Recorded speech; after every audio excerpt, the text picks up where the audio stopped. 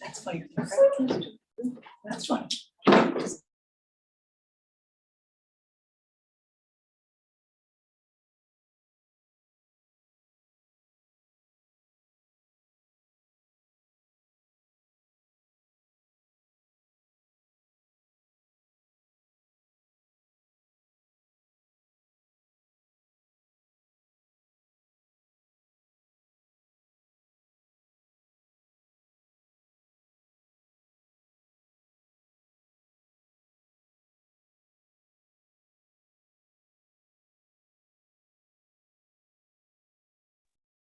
City Exempted Village Schools Board of Education. Order.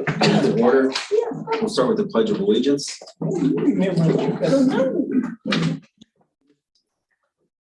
Pledge allegiance to the flag of the United States of America and to the republic for which it stands, one nation, under God, indivisible, with liberty and justice for all.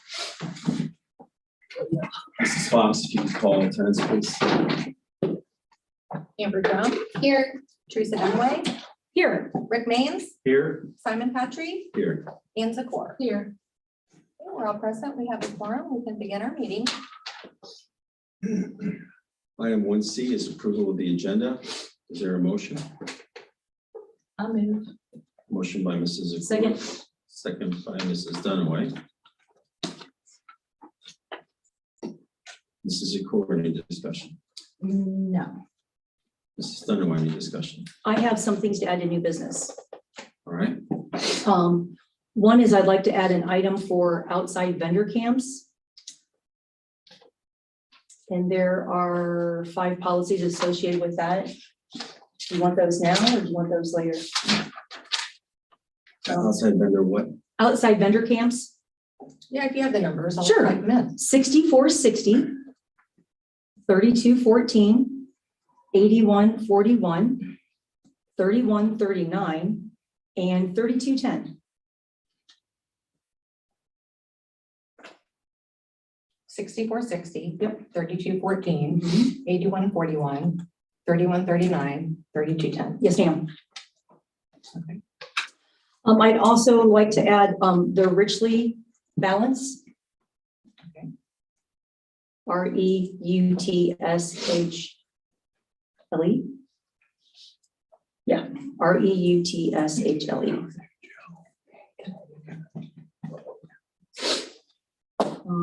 Update on Tipp Pride contracts.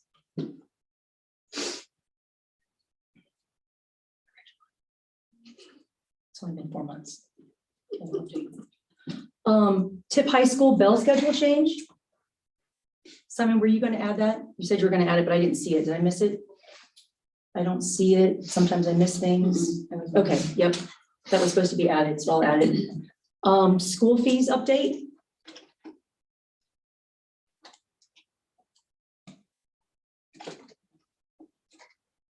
Technology upgrade update.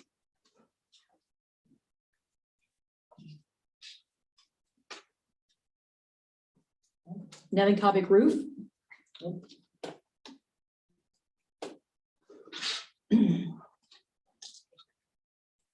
Miami Valley CTC seat expiration.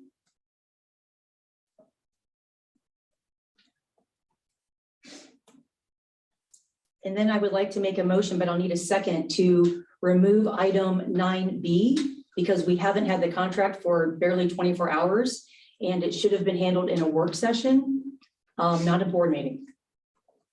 That would be key behavioral services contract, which we have barely had for 24 hours. And it was never discussed prior to seeing it on the meeting agenda.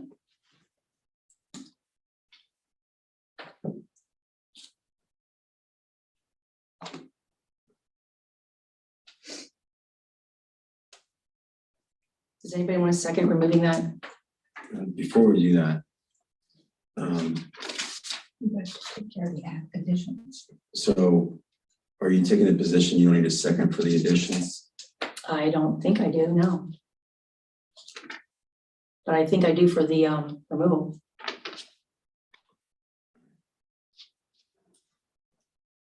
Prior to making a motion to amend, might suggest that we allow the rest of the members to discuss so we can do this in one step versus Sure. multiple. If there's Those are all my additions, so if there's consensus to do that. Anything else, Mrs. Dunaway? I have 3 removals, but those are my additions.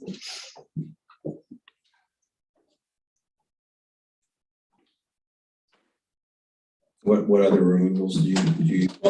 Does anybody else have any additions? I think you had one, Amber, or did I cover? Yeah, it? I just wanted to move something, but Okay, that would be with mine. All right, so you said you had 3 removals, Mrs. Yeah, Dunaway. I would like to motion to remove 9B. Before we make any motions, may I suggest that you just identify the ones you wish to remove? Yeah, 9B, C, and D.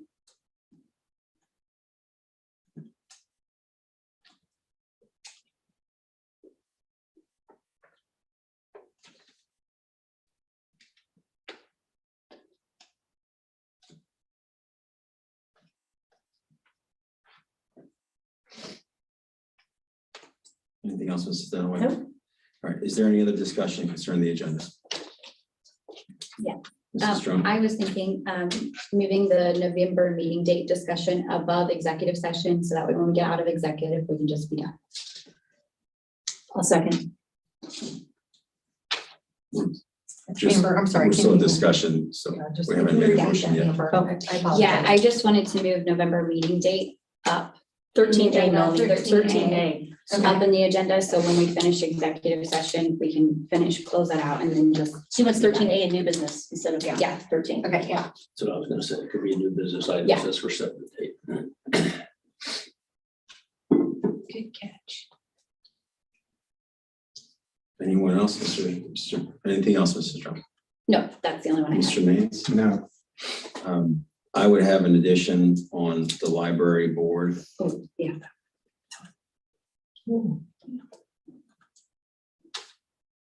And that would fall under 9. Right. So What just, would the addition be, Simon? Like where you, just library board? they have some trustee positions available. I forwarded some emails to people. Right, I got the emails, but, So okay. it's related to that. So if I understand this correctly, there are currently a desire to add a few agenda items. One is outsider vendor camps, richly balanced item, update on tip pride contracts, update on bell schedules, school fees update, technology update, Devon Copic group Technology upgrade. upgrade, Yeah, update, it's technology upgrade update, following up on the email from 4 months ago. Devon Copic roof, the Miami Valley CTC seat expiration, and the library board.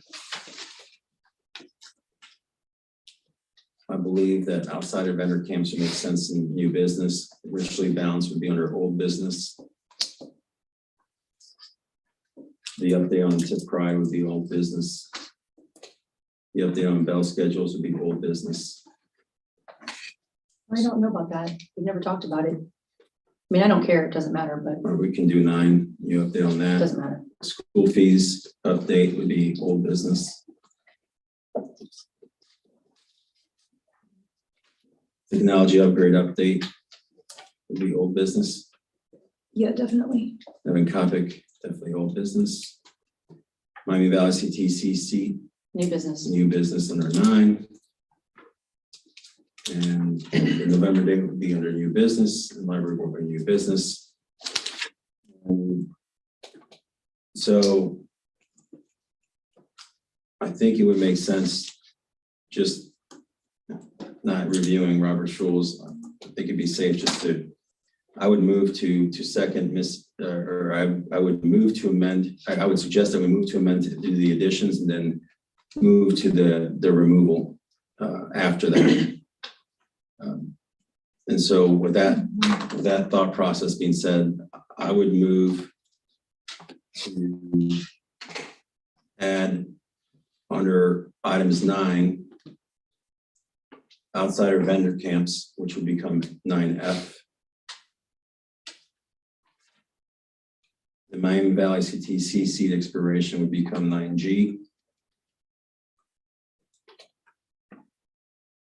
moving the November meeting date would become 9H, and the library board become 9I.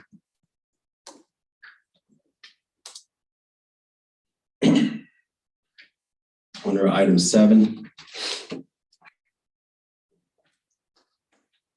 7A would be the Richley balance. 7B would be the Tipp Pride update on contracts. 7C would be the school fees update.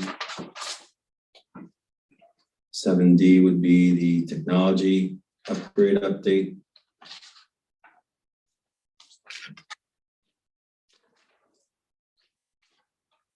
7E would be the Evan Cobbett roof update. I missed the bell schedule, or is that somewhere else? I'm sorry. I thought that was at the beginning I somewhere. thought that was 9H. It's before school fees. Yeah. I don't know if we I thought it decided was on like new business or old seven business. something. Yeah, that actually, let's just make a update on bell schedule 9J. Well, What'd you call 9H? Was that the November meeting? it's not an update, Melanie, so can you tell me how you worded the bell schedule change? Because it's not an The update. moving the November date is 9H. Okay. Sorry, I did something wrong place. Bell schedule change. I just would put be Tipp 9J. high school bell schedule change. Okay, thank you. Sorry, yeah.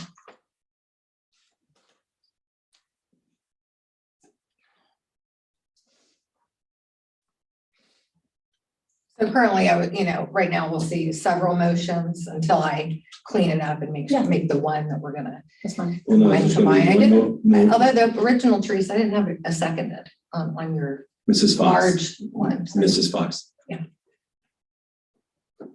I'm presently making a motion for the additions. If Okay. it's seconded, that will be a standalone motion to add the items as I've identified them. A second. Okay, Second by Mrs. Zakor. The removal will be handled by a different motion.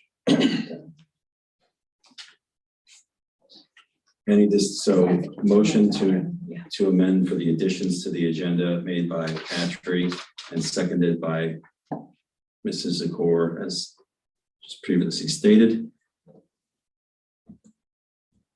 Mrs. Zakor, any discussion? No. Anyone else have any other discussion? I guess I do. I'm super confused because those were my changes. So I'm not sure why I couldn't make them, but now you're making them. I'm very confused. I'm glad to, I'm trying to clean that up, and figure out my mind why we're doing it that way. because I suggested that prior to you making a motion to amend, that we discuss all items that need to be added so we can do it in one motion. Okay, And so I was simply making the motion based on all the additions of the board members. If you wish to make the motion, I'm glad to rescind. well, I feel like I should because it's it was my motion. I brought it up. That's fine. But I will, I spend a lot of time preparing for these meetings, so I'd like to finish out my job here. all right. So let's just let the record reflect that the motion is made by Mrs. Dunaway and seconded by Mrs. Zakor. Thank you.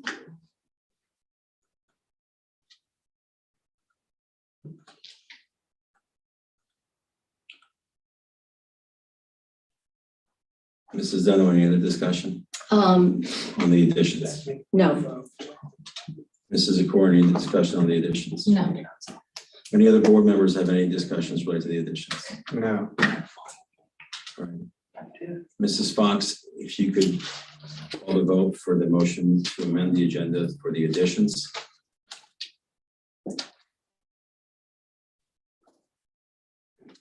Dunaway, yes, Zakor, Yes. Drum, yes. Means, Yes. Patrick. Yes, motion passes. Those items are added as noted. Now I would entertain a motion to remove items B, C, and D of item 9. Mrs. Zakor or Mrs. Dunaway, did you want to make that motion? Yeah. I make a motion to remove items 9B, C, and D until the November work session. Is there a second? I'll second, but can we make it the November meeting so we don't have a work session? Yeah, right. Because of teleconference. Mhm.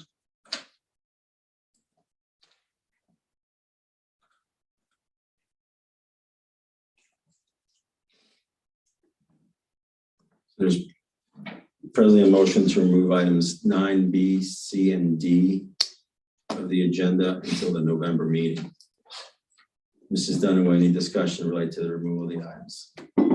No, I just don't like voting on stuff when we don't have the information for more than 24 hours.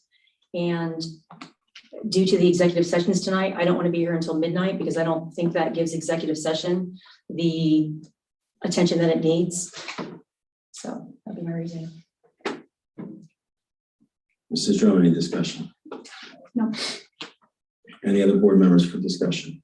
No. Mrs. Fox, if you could call the vote for the removal of 9B, C, and D from the agenda. And I have Dunaway first, Patry second. No, Drummond second.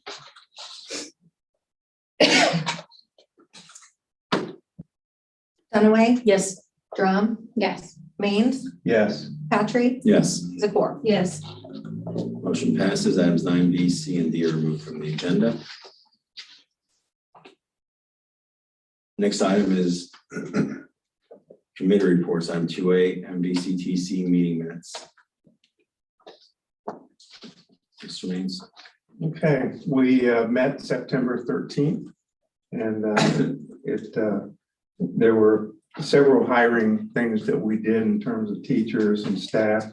The first thing we started off with was we had a speaker, Abigail Spencer, who was a Northmont student, a former Northmont student, but she came in to talk to us about her future endeavors and her how strongly she felt about the program. She felt like without the CTC, she wouldn't be nearly as successful as what she is today. And she did a very nice job at her presentation. We also, under the new business items that we discussed, one was due to teacher shortages, which I think is prevalent throughout the country right now, and substitutes also. One of the issues we discussed was employing substitutes without a college degree for the 2022 and 2023 and 2023 and 2024 school years. So there was a motion that we passed. The Board of Education temporarily authorized the employment of substitute teachers who do not hold post-secondary degrees, as is otherwise required by Ohio law and regulations. So hopefully, in the future, it's not going to be an issue, but it is right now. So they still have to be fulfilling educational requirements adopted by the Board of Education, and they have to be in good moral character and completed all the required background checks, as well as obtaining valid non-renewable temporary substitute teaching licenses issued by the Ohio Department of Education. In addition to that, one of the things to report was that CTC students on Friday, October 7th, participated or celebrated the National Manufacturing Day. And the students toured the Minco Tool and Mold Facility and also the Arts Cutting Tools in Dayton. So, it's a big issue in the country right now, bringing manufacturing back to this country. CTC is actively doing all that they can to get qualified kids into that area. We have some upcoming events. October, 21st, which is past, was our adult education blood drive. We have on the 24th through the 28th, FCCLA Skills in USA conference coming up. We have the October 26th through the 29th, the FFA National Convention. And then we have parent-teacher conferences on October 27th. And we have the Pink Out, Wear Pink to School on October 31st. So it was a very interesting meeting, very good meeting as always. And I enjoyed working with the CTC. Any questions or discussion with Mr. Mains's report? Thank you, Mr. Mains. I have one question. Go ahead, Mrs. Support. Mr. Means, was there any sort of central theme why the teacher shortage? No, there's no central thing. It's, I think it's on the national news. I mean, it's not anything that like, that we didn't know. I mean, we are doing our part to try to do something about it. So as is the Ohio Department of Education, so, but it's not only our state, it's all over the country. Okay, thank you. Anything else, Mrs. Support? No. Anyone else? Mrs. Dunaway. Hey, I'm just curious, how, did they put a time frame in place? For instance, you're gonna do that for 6 months or a year? Are they gonna go back and revisit within a certain time frame? I'm sure it'll be constantly Annual? monitored, Okay, but it's Yeah. this temporary provision was made for the 2022 and 23 years and the 2023 and 2024 school years. oh, so that's 2 years. Okay, Right, great. right. So obviously this is a problem that they anticipate for 2 years. That's what I Oh, was yeah. trying to figure out. Yeah. Okay, Mhm. thank you. Mhm. Anything else, Mrs. Dunaway? No. Anyone else? One other item I'll bring up, because I think you added it to the agenda, so that's good. Yeah, well, I think I already have my answer, Rick. Yeah, That'll be the quickest agenda item of the whole night. they did ask me to reserve, if I'd be willing to reserve, Yeah, since perfect. it was I was finishing up a 1-year term. I told them definitely, Yeah, it expires on the end of this year, so the Yeah. timing's perfect. right. So I enjoyed it immensely. I must have been reading your mind when I added that to the agenda tonight. Right? Thank you. Thank you for doing that for us. Thank you, Mr. Mains. Uh-huh. Next item is. Oh, wait, can I give my T committee? Oh, heck yeah. Okay, That's, yeah, so I was gonna say is Oh, other, no, that's all right. Other committee reports, if anybody has any reports for their committee. yeah, my Tipp Educational Endowment, I wasn't able to go to the last meeting. Were you there, Mr. Stefanik? Okay, I'm just gonna go over their minutes then if that works for you. Yeah, I had like events, so I wasn't able to go. So the Dayton Literary Peace Prize authors were just here last Friday. That's always a big thing that I know the high school really enjoys. I loved going last year, so I was very sad I couldn't make it this year. I had to work, but they are a sponsor of it, so they were very excited to be able to attend the luncheon and things like that that went along with it. Also, this year, they really wanted me to mention for district employees to apply for the grants that are available. So if there's any, and a lot of those grants, we approve, and there's so many cool things that come out of them. So if you guys, teachers, have ideas or staff members or anything, please apply, because there's lots that we can do for our kids. So, and then there's no meeting until November was the next thing. That's it. Any other committee reports?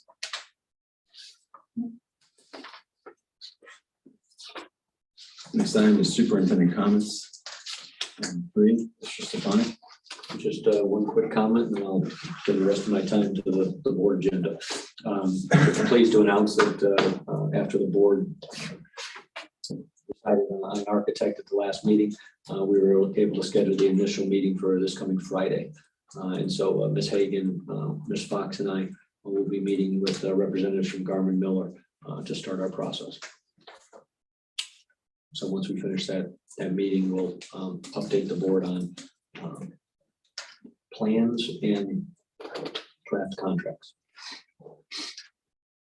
Any questions for Mr. Stefanik? Mrs. Dunaway. Yeah, I have a question on that.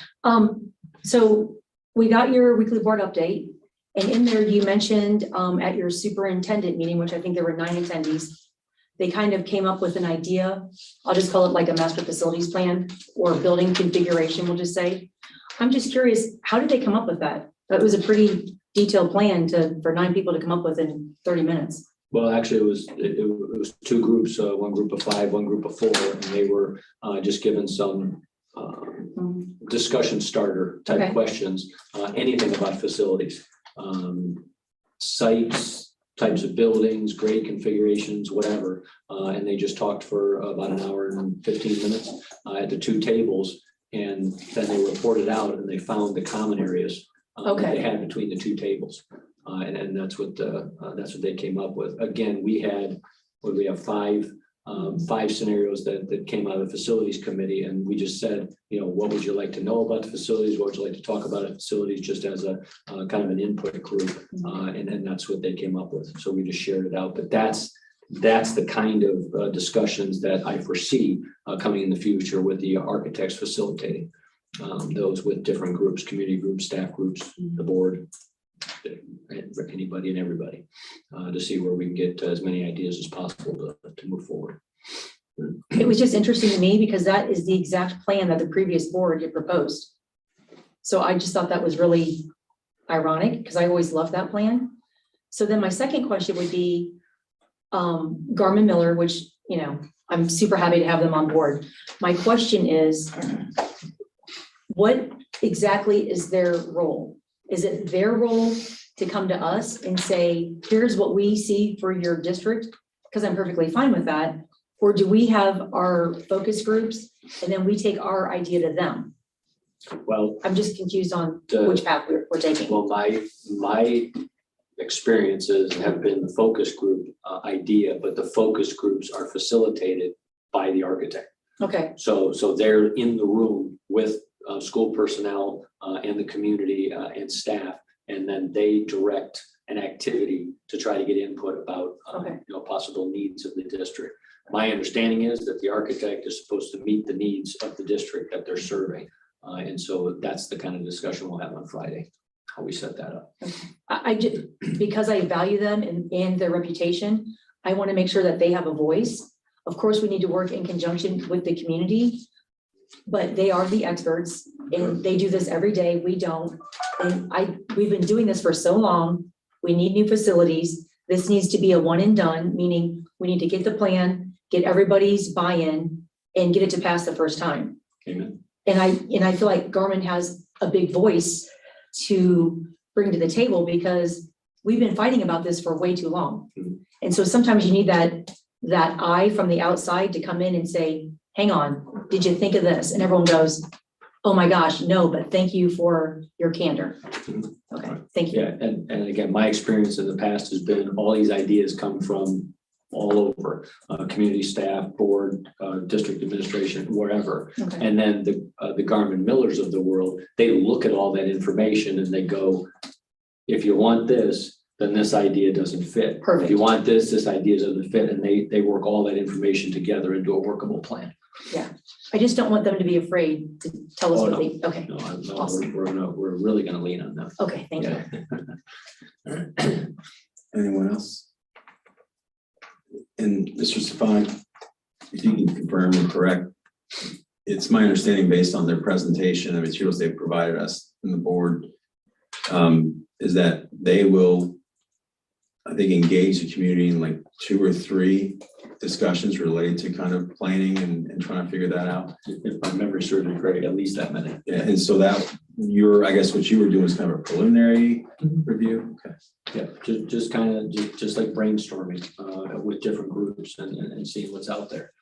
So our facilities committee was staff, board, administration, and this was just a parent group. And we just said, you put down facilities last year as one of your biggest needs of the district. Let's use tonight to talk about facilities. And it was very engaged. I mean, didn't have to, really push the groups too much to actually get rolling with sharing ideas and questions and so forth and so on.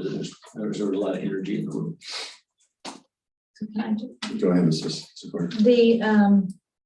The plan that we had, I forget, was on the weekly board update.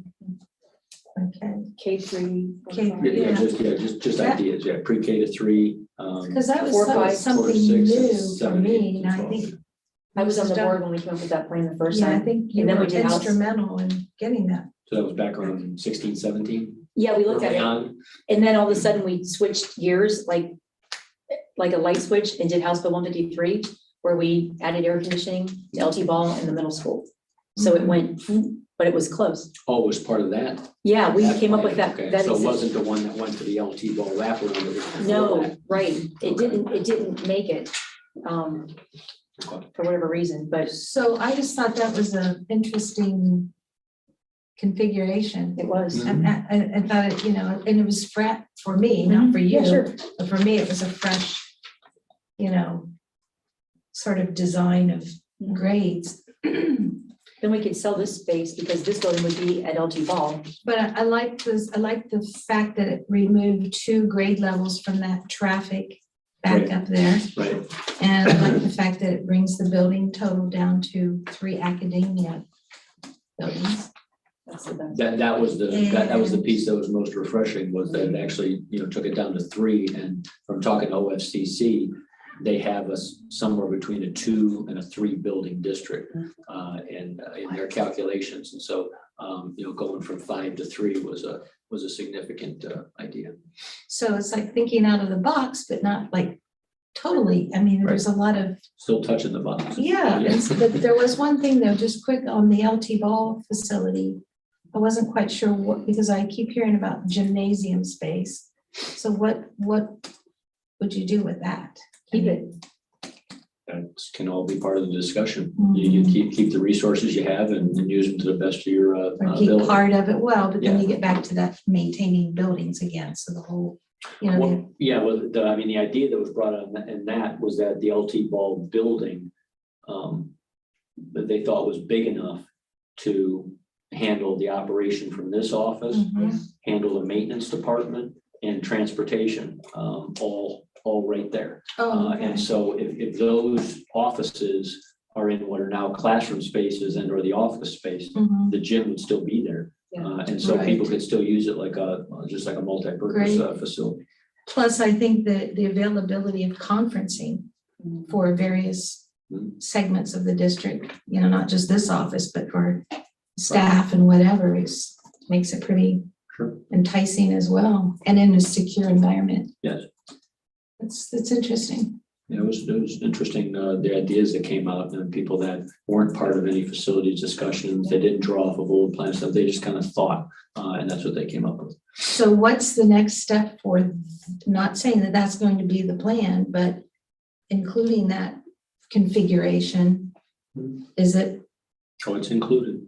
okay, It's already, it's classified as input right now. okay, So it's, I didn't know, because Yeah. I mean, it just like popped up out of, yeah, and that's what we have, well, and that's what we have to talk with Gardner Miller about, those, even those 5 that we had on the board. We had those like 5 on the board that we kind of, took old ideas and mixed them into different configurations, and then this one, they have to tell us whether or not they want to work off of old ideas or whether they want to start fresh. well, this district, we've announced like that B2, B1, Right. some of those other, I don't know that this has been publicly announced, this configuration. I've never heard about it. until Should that No, no, no, no. question. Should it be? I mean, just to keep people informed, right, on all different levels, would you, I mean, Well, I can create a little,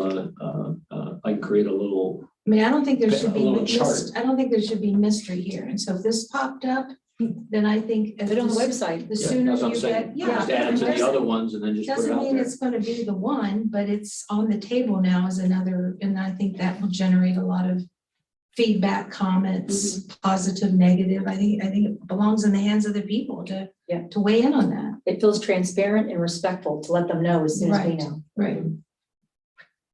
That's how you're gonna make your community happy. Anyone else? Good suggestion. Next item is 4A, citizens' comments.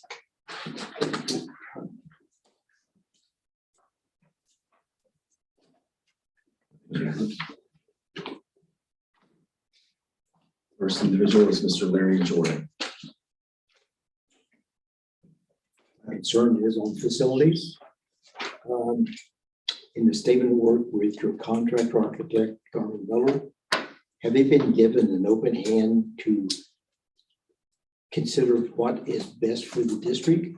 Or have they been given restrictions on what they are to do?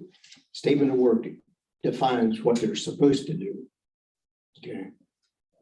Do we have a timeline on that?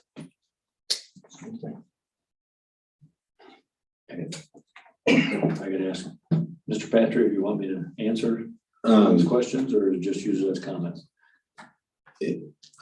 if you feel it's helpful to the order and the board, go ahead, Mr. Stefani. I was just say, we have not finalized a contract with them, and we haven't put any restrictions on anybody. And so they can come in, just as Ms. Dunaway was saying, and refer to their experiences and then relay that to us. And we all just kind of share ideas and see what we can come up with that's best for the district. So you have no timeline for them? Oh, You have no formal contract with them yet? Not yet. We're going to discuss a timeline. Thank you, Mr. Jordan. Next person is Mr. Don Watson.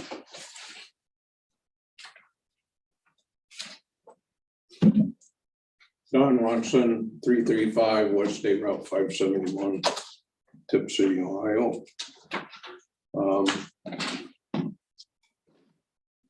Things I wanted to bring up. First of all is I keep hearing about the building project and building for academics in the future. From my study biblically, I don't see a separation of academics and biblical truth. It's all one. It doesn't mention academics in the biblical Bible.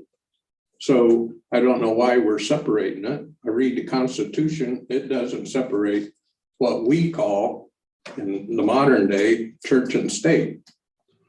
Kids have to be, I hope there's a student watching tonight, because they're not academically, they're not taught about forever and eternity. It's not brought up because supposedly that's religious. No, it's academic. What's going to happen if you study biblically? What's going to happen to us? My father taught me, and I've tried to carry it out in my life, that you remember only 10% of what you hear, 20% of what you see, and 70% of what you do. So I came up with this idea about eternity so you guys could see it, that we're all going to be affected. And this string represents a timeline. I got this length of string because I don't know if you can see it on the YouTube, but if a student's watching, Come this way more. There you go. There you go. we worry about academics, which I am all for academics, but included in that should be the eternity and forever that is taught. We worry about this little red spot, our life, each of our lives, from beginning of birth till death. And that's all we want to strive for, to teach our children. But they're all of us are going to live forever. That's as far as my arms go, but it's forever. So I just want to bring that point up, that we are always talking about academics and religion as separate. No, our kids, 86% of them don't go to church. There's where we're confused. We have cathedrals, temples, and synagogues. The church are the people. A building is not the church. The church is a people. That's what biblically it states. We are the people of the church. And so I would like to kind of straighten out what our vocabulary is. With students, the timeline in this, I've studied, the priest, the pastor, whatever you want to call him, has okayed it, is a timeline of forever. What is that? They don't know, the students. 86% of them don't go to their church body, so they don't know. I think it's academic that they do know. It's not just religious, because it's what's going to happen to all of us in the future. And that's, from my study, the priest, the pastor has looked at it. The rapture of the church is on the timeline. The judgment seat, the marriage supper of the Lamb, the great tribulation. This is all on the white part here. We're just worried in school about the little red dot, which is how many years we live, you know. We keep hearing about the second coming of God coming. Yeah, he's coming, but if we or in an accident and get killed on the way home tonight, he came in your life. There's not a second chance. So you have to know about it academically. So there's a second coming of Christ. We hear that from time to time, but what does that mean? The millennial of Christ, Satan's brief release, the great white throne judgment. People don't want to talk about that because we're all going to be accountable. And if you're saying, oh, that's religious, what are you going to say at the great white throne? Oh, that was religious. We can't talk about that in academics. We can't show the kids. This is a timeline that is created, was created by God. And so I know I was talking to our union rep here. I didn't know he grew up on a 6,000 acre farm in South Dakota, but that was good news to me. God created that land and we give him credit. Huh? 30 seconds. Okay. So one thing that we had in high school, and I think he was probably a part of it, is FFA. You're learning to do, and you're doing to learn, and you're learning to serve. I've tried to keep that up my whole life, to serve. And it's been a good rule of thumb. I did have a pass out of the timeline, but I didn't have copies, so I can get them at the next meeting. I did have a poster that, quote, is not religious, but it's the vision. Vision is the art of seeing what is invisible to others. And you can apply this to our building program. The people are already starting with a vision. The past is the past. A vision of the future is unbelievable, all possibilities. So I just want to remind you of that tonight. Thank you. Thank you. I have 3 copies here, I guess.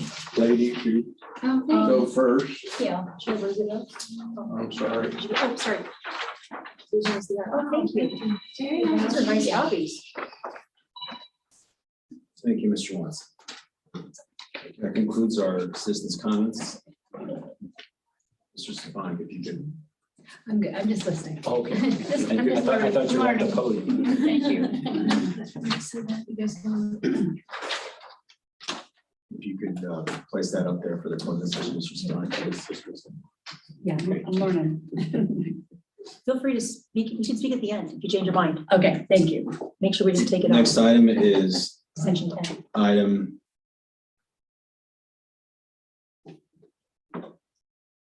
5, which is a treasurer's report. Mrs. Fox. Okay, reporting on September. Basically, the revenues.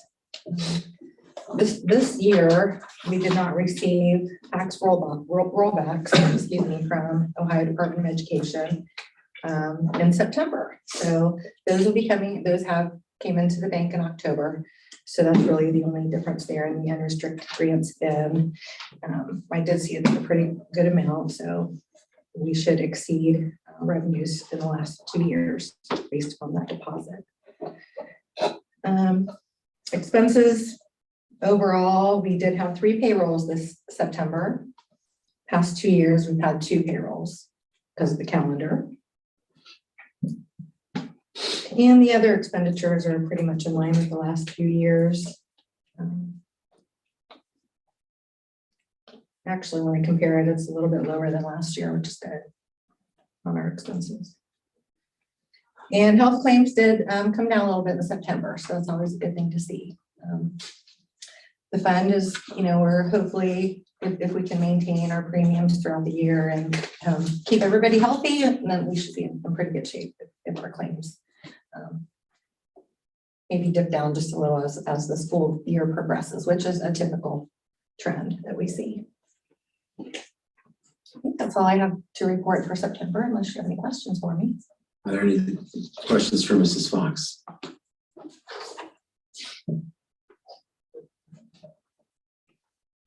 Is there anyone who desires to make a motion to approve the financial report? Did we ever conclude on the conversation if we had to do that or not? We talked about that a few months ago. I'm just, I forget the outcome. Yeah, I know you're going along the agenda. I'm providing people the opportunity to wish, if they wish to motion to approve it. I'll motion we approve. Is there a second?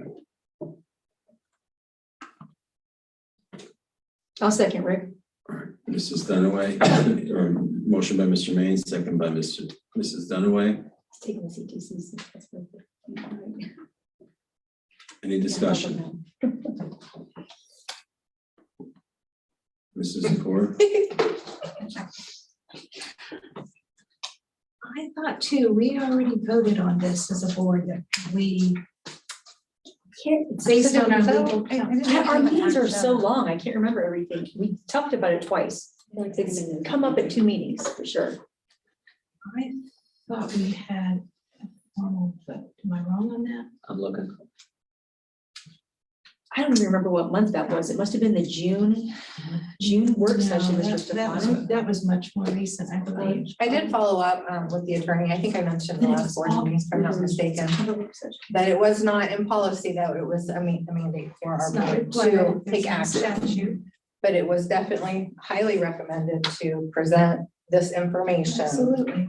continually, the same way. Okay, so since I still have the floor, I'm not, no, that's not, I want great clarity on that. The financial report, I believe, should be presented as it always has been.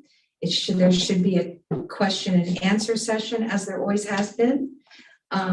It's public domain, that scrutiny should be there if it needs to be. However, we had that discussion based on with the auditor, that, we're not here, when we approve that, we're not attesting to the accuracy or the accounting expertise of that report, because we're not qualified to do that. We're just simply saying that it's been presented. And so therefore, is it even necessary to have to approve that, go through the motion, have that discussion? And the answer was resoundingly, no, it is not necessary for a board to go through that formal voting approval process. And that's my part of it. Mrs. Dunaway. So it was the September 12th work session.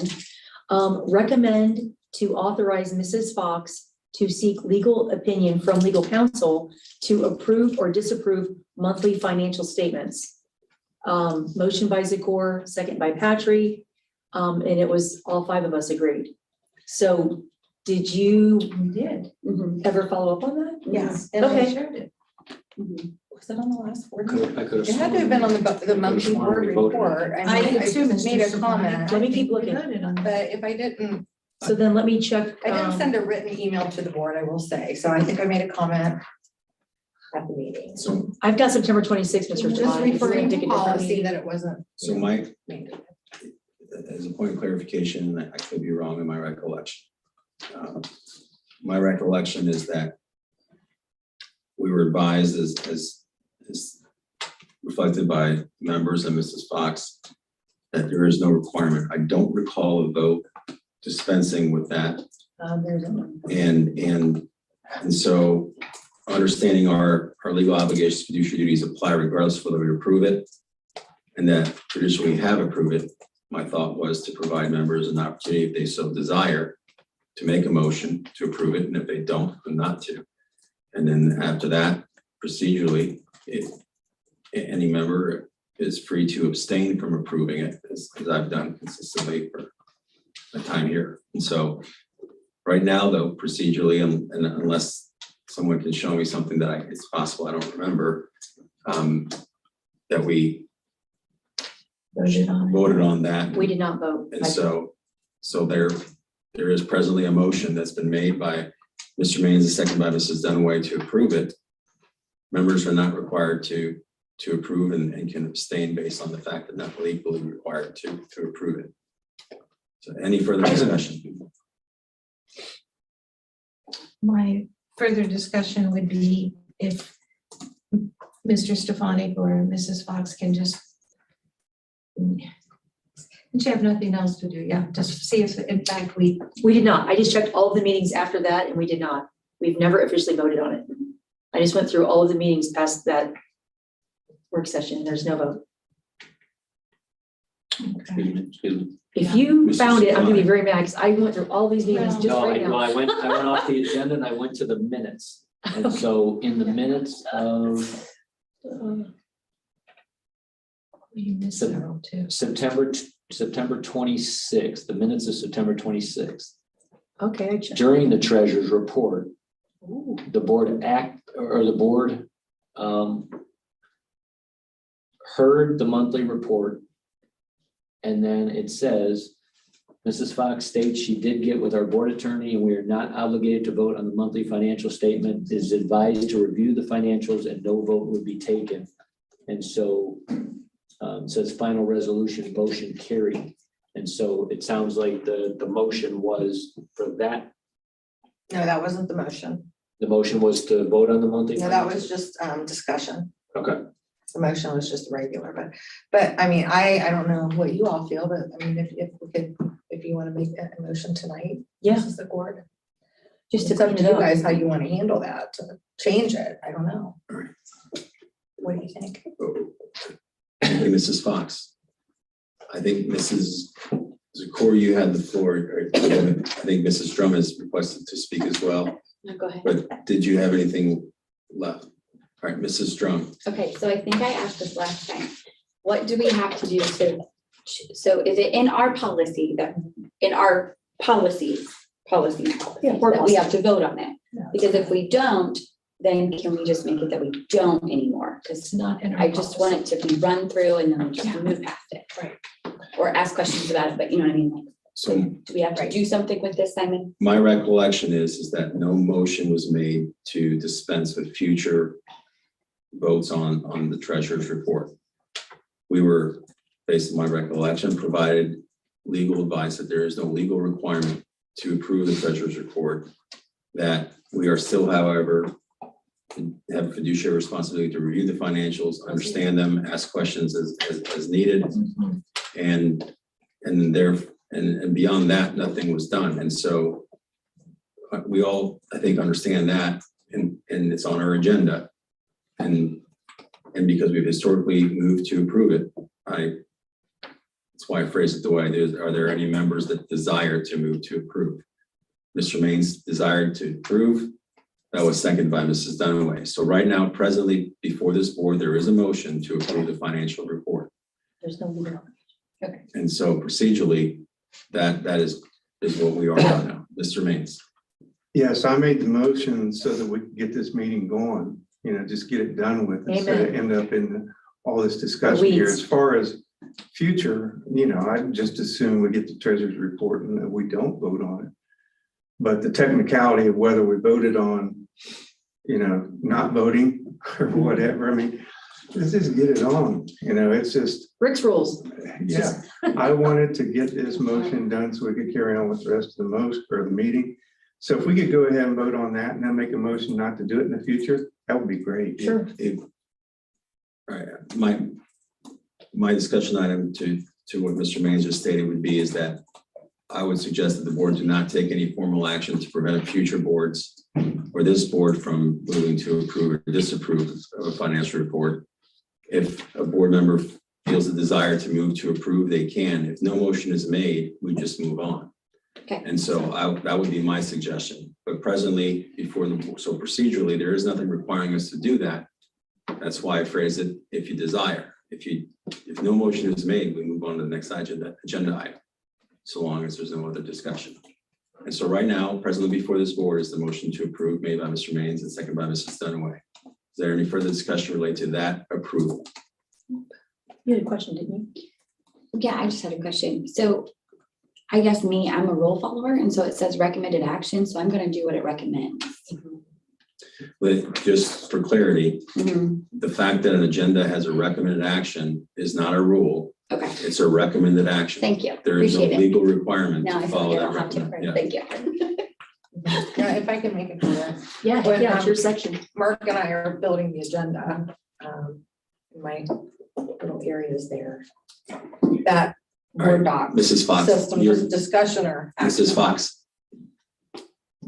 if your discussion pertains to the present report and its approval, Okay. please continue. If not, I we're gonna think move she's on. talking about how she can word it differently the next time, so. Right. Yeah, just the Amber will next, still That's out on. of the order. next That's- agenda. that's is out what of I'm order. trying to That- make sure. That is out of order. We need to move on. Okay, I apologize. That's all right. If you could please call the vote. Maines, Yes. Dunaway, Yes, Drum, Yes. Patrick, Abstain. and Zakor. Yes, Motion passes. The next item. 6A, public records request. Mrs. Fox. Basically, this is just a report after we've finalized a couple of those. We have some tech updates from last report that I gave out where we were working on some things with Thomas and finalizing through the attorney. We had some review. So I just reported the final hours on those finished requests. As well as our spreadsheet that's on the Google Docs is current. We only had a couple that I added since the last meeting. The last meeting, I didn't have the Rutzel invoice, and so we did get that first of the month. So I added that amount in. They have the couple hours. It wasn't as much as some months we've had, so it's a better month. I was considering when to update the total costs. If I wanted to restart, maybe on a calendar year, fiscal year regarding those totals in the far right-hand column. But I think we have just one out there regarding some information about our new construction ideas. So that's the final request, and I think we're current, so. Any questions or discussion? All right, next item is old business, 7A, Ridgely Bounce. Mrs. Dunaway, I think you wanted to add this to the agenda. I'll let you start discussion. yeah, so I've been trying to get this cleared up since 2018, I think. It's been about 4 years. It came up last November. It was brought up in a facilities meeting, which kind of shocked me because this current board has never talked about this. So this happened under Dr. Kump's, superintendency. So I don't even know how it got brought up, but we're gonna let that go. I have been bringing it up at, the board meetings for like the last 4 months. And I just said, my whole thing was, it's just good business. You don't want to, whether we pick Richley, whether we pick Garmin, you just want to start with a clean slate. And I really didn't want that hanging over our head. So we get the email 3 days, basically after we picked Garmin, that we owed a balance. So then, luckily we have board members who've been on here since the dinosaurs. And I found an email where it says, we don't owe that.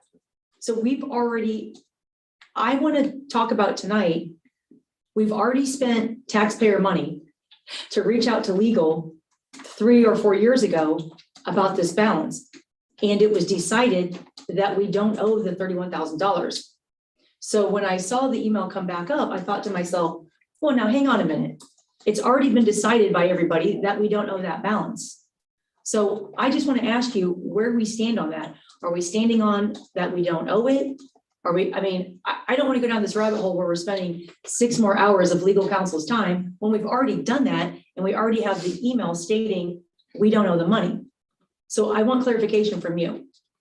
Well, the clarification is that this board has to decide whether they're going to stand on that That's previous what I thought. legal opinion. So I make a motion that we When all of stand. it happened, so I don't, I just have I have the emails that I've seen from the past. I had a conversation before he transitioned jobs with Dave Stevens. And then received this email from Mr. Richley. Right. So if this board is comfortable with the previous legal ruling and you make that directive, then I can communicate with Mr. Richley. Yeah. So before Dave left, there were 3 or 4 things that I wanted cleared up with him because we had a couple things hanging over our head. Financially, this was one of them. So I'm super glad that I got that email. And luckily he had his email and was able to forward that to me. So I would make a motion that we stand on the previous legal counsel decision that the district does not owe that money. That's my motion if anybody wants to second. Motion to to deny a request for payment on the invoices sent by Richley based on prior legal opinion Yeah. made by Mrs. Dunaway. Is there a second?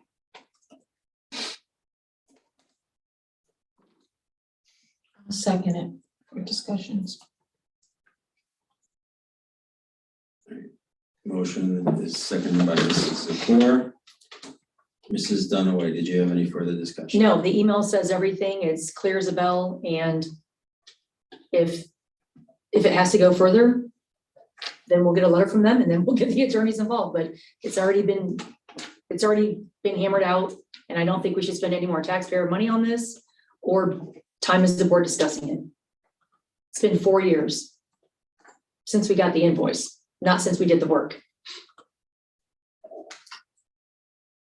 All right, is that all, Mrs. Dunaway? Yes. Mrs. Zakor? So we received the email, the whole board did on that? Yeah. And we received the attorney opinion on that, the whole board did? I forwarded it to everybody and I forwarded it to legal counsel as well. Is this being pursued I by the waited. vendor or the argument? Well, wait. We got a bill from Richley, yes. Yeah, he sent a new email with an outline of the expenses. I believe within the last week. Okay, So that's why, Yes. that's why it wasn't on the agenda, because it showed up late last week the after. new bill did. Yes, after. The old transfer. bill, the re-invoices for 2017 work. Yes, yes. Yeah, That was already the question is about at least the majority of the bill, if not all the bill, is for work after the failed bond. 2019. It was outside the scope of the contract, and so it got denied. Well, my personal view is, I mean, I don't have enough knowledge and expertise to weigh in on that. So I'm gonna go with whatever the attorneys, the legal opinions are on that. Thank you, Mrs. Zakor. Anyone else? Mr. Mays? Yes, I don't recall receiving a copy of that recent invoice that you're talking about. Did we get that? Yeah, Mark, it was like Was last that in Monday. here? I think I don't it was recall like that. Monday. I don't recall that. I don't recall it. Oh, I want to say it was, I got your email, yeah. Let me check it. and that wasn't I'm- part of that. I'm pretty sure he Yeah. said, he would never send an email just to like, do you know what I mean? I'm pretty sure it was all of us. No, it was not. No, you're right. The email from Mr. Richley did not go to everybody. Okay, that makes more sense, because I was like, what? That's weird, because you would always send it to all of us. That's strange. Good thing you caught that, Rick. Who did it go to? Yeah. It was, Miss Fox, me, Mr. Patry, and Miss Dunaway.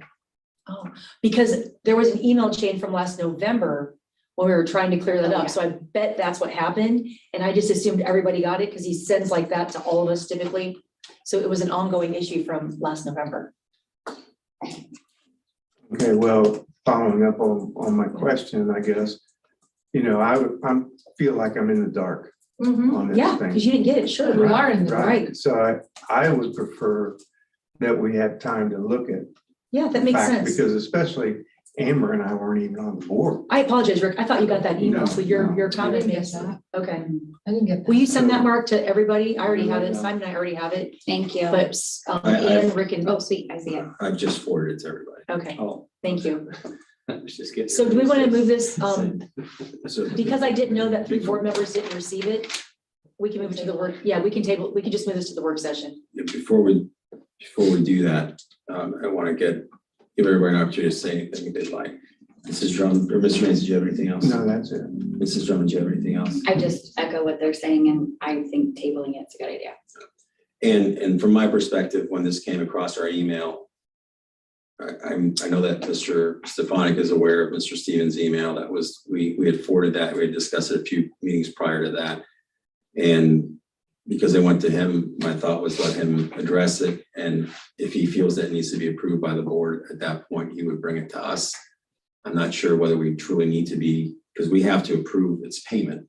And so my thinking is that unless our attention is required to address this invoice for approval, that we let Mr. Stefanik handle it unless he feels he needs our input, and he could request to add it to the agenda.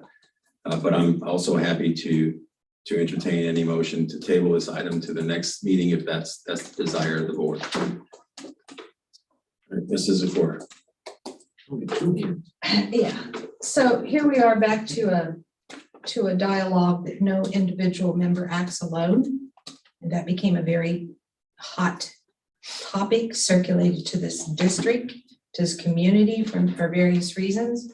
And so to me, thank you, Mr. Maines, for bringing this up.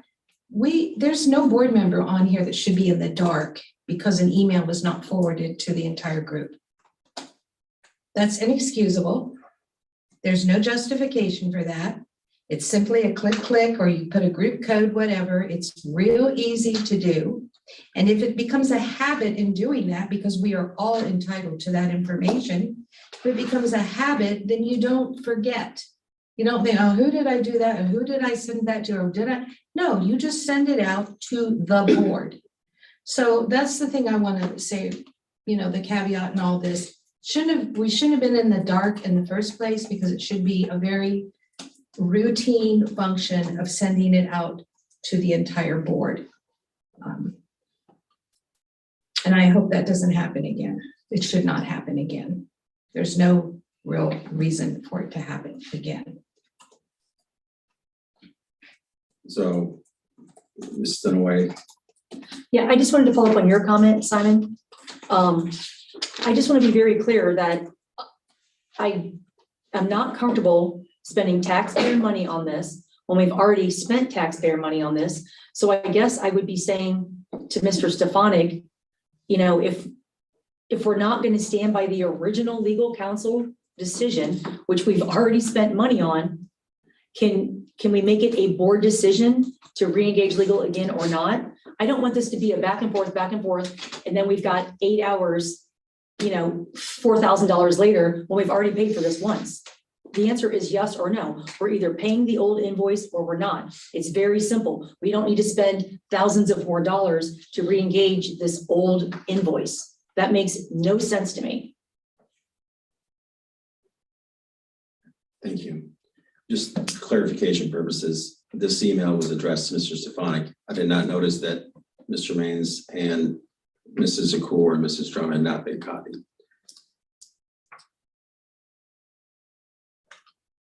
Do we have to vote on tabling? If someone wishes to make a motion based on the discussion, they're free to do so. I Mrs. motion Drum. we table this discussion for our next board meeting. Motion Second. Motion table by Mrs. Drum, seconded by Mr. Maines. Any discussion? All right, Mrs. Fox, please call the vote. Drum, Yes. Maines, Yes. Dunaway, No, Patry, Yes. Zakor. Yes. Motion is tabled to our next meeting in November, or the items rather is tabled to the next meeting in November. Next item is 7B Tipp Pride update. Mrs. Dunaway. yeah, so Mark, I think it was, don't hold me to it, but I want to say June. Maybe it was, I'm pretty sure it was June. The board had asked you to get with legal to get some update on Tipp Pride, to get our hands around the Tipp Pride contract. Did you ever do that? We didn't get any information back from you or legal. No, I was working with Tipp Pride, and I was working with legal on the board policy about support organizations. So That was that's totally what we- separate. That was 3 months after the original conversation. All right, and I guess I forgot the conversation about the contract piece. Okay, Now, the that was original. a completely Yeah, separate. the original conversation probably 6 months ago, when I did check with the legal counsel who was involved in drafting the donor agreements, said Who? that Who was that? Bricker, Okay, so see, yeah, I'll just speak for myself because I'm the only board member that was on the board when that happened. I never even knew that Bricker did that work. That's how in the dark the board was about Tipp Pride. Nobody has ever been honest about that before. 5 or 6 years ago, you're saying? Yeah, Okay. we were told that the school did not do anything. And I know that's not true. I mean, I know it's not. Well, I went and did research to find out, Okay, and found out that they provided a template. They didn't actually finalized a donor agreement that was finalized by someone locally here. Okay, But they had a template that they could start with. And they said that donor agreements such as those are not legally binding. of course they're not. They're all different too. They're not, yeah. So Everyone is different. So they said it's not a contract, it's a donor agreement, and if the person has the means, to fulfill the donor agreement, then they do, and if they don't, then they just can't afford it, so then they don't fulfill the donor agreement. Right. So that's the information I found out a while back. I can double check with, because we were focused on the support organizations policy, and I can go back to current council and double check, with these contracts, where do we go from here if the group that started the contracts isn't as active as they were when they got the contract signed. So that'd be like Tipp Pride. If Tipp Pride's not there, does anything roll back to the school district? I believe the answer is going to be no, but I can still check and make sure that that's accurate. Right, and the other thing too is I forget all the questions, we would need to go through the meeting minutes because each board member kind of chimed in with a few questions. My concern was, what is our financial obligations? Because it seemed like Tipp Pride sort of, I don't know what the word is, maybe dissolved or kind of took a break. So then my question was, do we get all of their donor money? Where's that money? There just seemed to be a lot of confusion. Right. And I was hoping that by reading those contracts, legal would get some kind of idea on where we go. I just want some clear lines on, what is the school's responsibility? What is Tipp Pride's responsibility? Just so there's no finger pointing. And I just think we need clarification on that. But without going through the meeting minutes, I can't remember what the five of us, what our exact questions were. Yeah, I'll go back and check. Thank you. Did anybody else have anything to add as far as the update? Okay. This is a no, actually. Yeah, I know we got the Tipp Pride Association financial report on October 24th. That was forwarded to us in part from Mr. Stefanik, part of the weekly board update.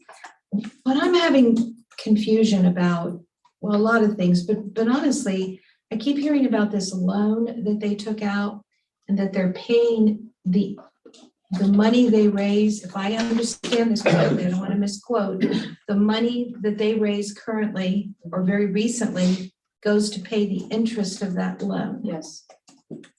From the small fundraisers, yes, the smaller fundraisers, yes. So like when they want to do something on the school property, like at the stadium for the buckets or the seats or whatever, the money that gets raised there goes to pay off their loan Interest. That was a comment made last spring. Not the principal. At a Tipp Pride meeting, yes. So in other words, I'm just using really arbitrary numbers for an arbitrary dialogue. If you raise $1,000 that night, that 1,000 doesn't go towards advancing the stadium project but it goes to paying off financial obligations from Tipp Pride. That was the comment that was communicated to me, yes. I wasn't at the meeting, but that's what it was shared with me. So then my next question is, the loan, where did the loan go? The actual principal amount for the loan, what was that spent on for the stadium? Which phase? Well, I don't know any phase, wherever it went. What did they do with it? Do you remember in the conversations we had what phase that was taken care of? They supposedly took care of like the concession stand, the bathrooms, that building, that structure. So phase two. Yeah, it was my understanding that the turf Was phase one. Was phase one, and it was paid for through donations. And then the second phase was, I believe, when the loan came into effect. So that was the bathroom upgrade and the concession stand. The buildings and the like. Right. And now they still have to pay off their interest. Well, they have to pay off the principal and the interest. But what they're doing is my understanding is the money that they get from the donor agreements is taking care of the principal. And then their little mini fundraisers, which was news to us last spring. The announcement was that the mini fundraisers are paying off the interest on that loan. Is there any balance or timeline as to, what they're paying off and what the projected payoff date is? I can't remember if it was in those financials verbally. Verbally, I believe they said, It went For- backwards for- because of COVID. yeah, they got an extension, I think, because when COVID hit. But I think they said that they've got 4 years left. They said at the last meeting, I think they That's what said I they was had 4 years thinking. left, and I cannot remember the number that's left on the loan. But they have 4 years left to pay. And if they don't pay, what happens? That's what I was trying to figure out. Okay, that- We brought this up yeah, yeah. months No, ago. the Does that loan- the entangle loan- us any, the district? Right. No, No, the okay. district is not involved in the loan at Okay. all. And I verified that with Dave Stevens before he left, that we are not involved in the loan at all. Okay. Just, not only I've got you noted, but I'd like to give other people an Yeah, opportunity for first. Anyone else? I'd like to make a couple comments on, there was a, Mr. Sod, there was a very clear motion made related to identifying the obligations of the school district to Pride and obligations to Pride to the school district and understanding that and also understanding the various agreements are out there and what they mean. I think we had followed up together, you and I had asked if it was ready for an agenda item a month or two ago, and I think you indicated it was not, so I'm not sure. You may have something in your emails that you may not be recollecting, but I think that's an important question to answer so that we understand, what the respective duties of the parties are, especially given that I don't believe any of us were really here at the onset of this. I was. Other than Mrs. Dunaway, forgive me. The other thing I'd like to say is that, Tipp Pride has done an amazing job raising funds for the stadium when they have no legal obligation to do so. And that we've, as a school district, have definitely benefited from what they've raised and applied. It appears based on some of the information that their structure or plan involved obtaining a loan, which obviously will have interest, and that they had a plan on how they would approach that. And so they used those, conceivably, those funds to fund the different phases of the projects for the stadium. But I also think that it's important that as a school district, when we're partnering with anybody that's collecting money for our what essentially is going to be used for our purposes that we benefit from, that we also do a little due diligence related to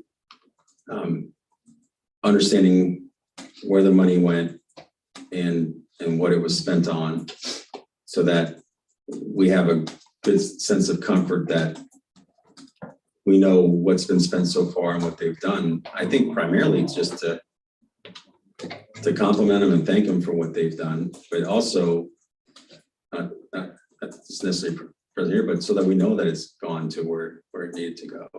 Because if it hasn't, not saying it hasn't, I'll be very clear on this, I don't think it has gone anywhere, but we have a duty with all organizations that we have this type of arrangement with, to understand that to the extent that money's being raised and given to us under certain circumstances, especially with a relationship such as interrelated that we have, whether it's contractual or not, that it's going where it needs to go and everything else. And so I know that we've obtained certain financial statements, but I think it'd be useful to obtain all financial statements and breakdowns. And I would be for one to make a motion to request to invite to Pride to provide us financials and breakdowns of their fundraising totals and expenses and presentation to the school district, because I think that not knowing and the absence of concrete information is creating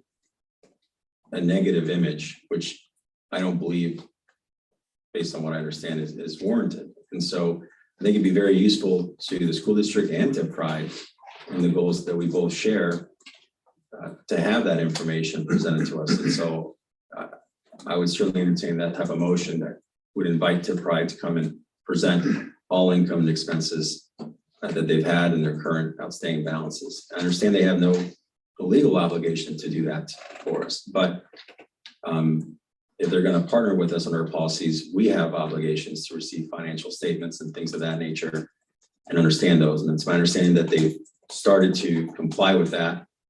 And I applaud Mr. Stefanik and Mrs. Fox for ensuring that we follow those policies. But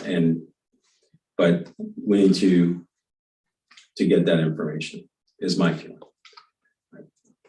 Mrs. Dunaway. Well, first of all, we're not their partners because they've never treated us like partners, and that's the second very- emotion. I said I didn't entertain a motion. Oh, So that really upsets me. When this all got started, they were supposed to give us every month, we were supposed to put their balance on our agenda, just to be transparent with our community. And that has never, ever happened. I had to beg for the most recent financial statement that we all got from Mark in the weekly board update. I mean, I shouldn't have to beg for financial statements. If we're being transparent and we're partners, then let's treat each other respectfully. There hasn't been any respect from them to us. And the reason why this came up 4 months ago, 6 months ago, a year ago, 2 years ago, I want to know what the district's legal fiduciary obligations are to this organization. We have aging facilities. We can't keep 500,000, 500,000, 500,000. For what? If they're not going to be kind enough and gracious enough to show us their financials, we're not going to just keep giving them money. That was never the agreement. It was a private fundraising effort. And we've gone back on our word. We can't keep doing that. We are now trying to build our facility, our academic learning facilities. And it's a shame that we couldn't have been partners and had this work out a little differently. There's just, for whatever reason, it's just been a very volatile relationship, and it should have never been that way. Ms. Maines. Well, a couple questions. Number one, do we owe them anything? Do we owe them anything at all? I wouldn't think so. I don't think we do. I don't either. think we do. So no. that's point number one. Yeah. We don't owe them anything. Correct. Do they owe us anything? They're the ones that's insolvent, not us. They are insolvent. Mhm. So I'm not sure why, other than we wish that they would do better, and it'd be great to see them do better. And I like to see it if they could, do something, a big fundraiser, and win $1 million and give it to us, but Sure. that's not going to happen. Right. So if they're having problems, I don't know what them sharing their financial information with us has to do with our finances. See what I'm saying? I do. They're the ones that have the problem. As long as we don't get caught up in it, But we we're just- protected. It'd be nice if they could Yeah. get out of the hole and give us money, but let's face it, they're not going to. Mhm. They're going to go bankrupt. I hope they don't, pray they don't. Right. But that's a very good possibility. And whoever's in that organization has got a lot of pressure on their backs right now. Mhm. I don't think us pursuing them and making them come in and give a financial report is going to change anything. I It's agree. not going to help them. It's not going to help us. I agree. We need to move on. I agree with that. I just want the legal contract. I've never seen Hold on, Mrs. the actual Dunaway. contract. Hold on, Mr. Stefanik. I did find it at the August 8th work session. Awesome. And so I will re-watch that section. There's a timestamp on the minutes. And so I'll re-watch that section of the board meeting and I'll get answers for the questions that were brought up. And I've got you, Mrs. Dunaway, but I just want to respond real quick here. Second time speaking here is Mr. Maines and Mr. Stefanik. I guess not to Mr. Maines, but Mr. Stefanik. We do have, I believe, a policy that governs certain requirements in relation to allowing organizations to fundraise on school property. I think one of those requirements is to provide financial statements. Is that right? Yes. And so, That's what we started to gather this fall. and so I understand Mr. Main's point. First, I want to say that the people that have been working with Tipp Pride are amazing people. They're good people. They've raised a lot of money for our school district. We've benefited from that, and I'm not criticizing it, but we also have certain fiduciary obligations as members of the board to ensure that our policies are followed. One of those obligations is providing financial statements. And so the biggest issue I think that we have as Tipp Pride and as a school district is that there appears to be confusion or a lack of information. As a result of that, there's an image issue. And so I hope and I think that if we can continue to partner together, they can come to the school district grounds and raise money, that we will, hopefully prevail. If not, then, we at least if we get their financial statements, we can assist them in giving them their best shot. But there is still satisfaction of our policies that we have to follow. That's a legal responsibility. And so that's the reason I feel that it makes sense to invite them to present them to the extent we're missing any. And in that way, I think by inviting them to a public meeting, they don't have to, they could present them, outside of those. But by doing it this way, I think it may address an image issue that exists, where I've been told it exists. I was unaware of it until I was on the board, that some people feel there's an image issue.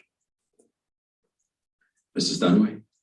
I have no interest in having them come in here. I agree with Rick 1000%. The only reason we finally got a financial statement after begging for multiple years was because they were told that they couldn't fundraise on school property because they were breaking, was it 3 policies? I think It's one, just 3 pieces of one policy. Okay, yeah. Yeah. So if we hadn't gone to them and said, hey, you can't fundraise on school grounds and represent our school unless you give us a financial statement, it's in the policy. So they had been allowed to fundraise on school property for all of those years, and they had never given us a financial statement. Because the reason why we do that is we can't have Tupperware and Girl Scouts and Betty's macrame and Susan's cactuses all setting up shop. It's not a flea market, it's a football game.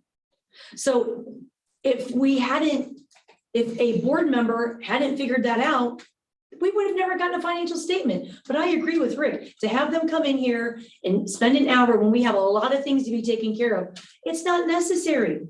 If they have an image problem, they can start by being kind to board members, stop lying about us, and just do what they're supposed to do. That would be the best way to clean up their image. Coming into a board meeting isn't going to do anything except spend our time when we should be working on many, many other issues.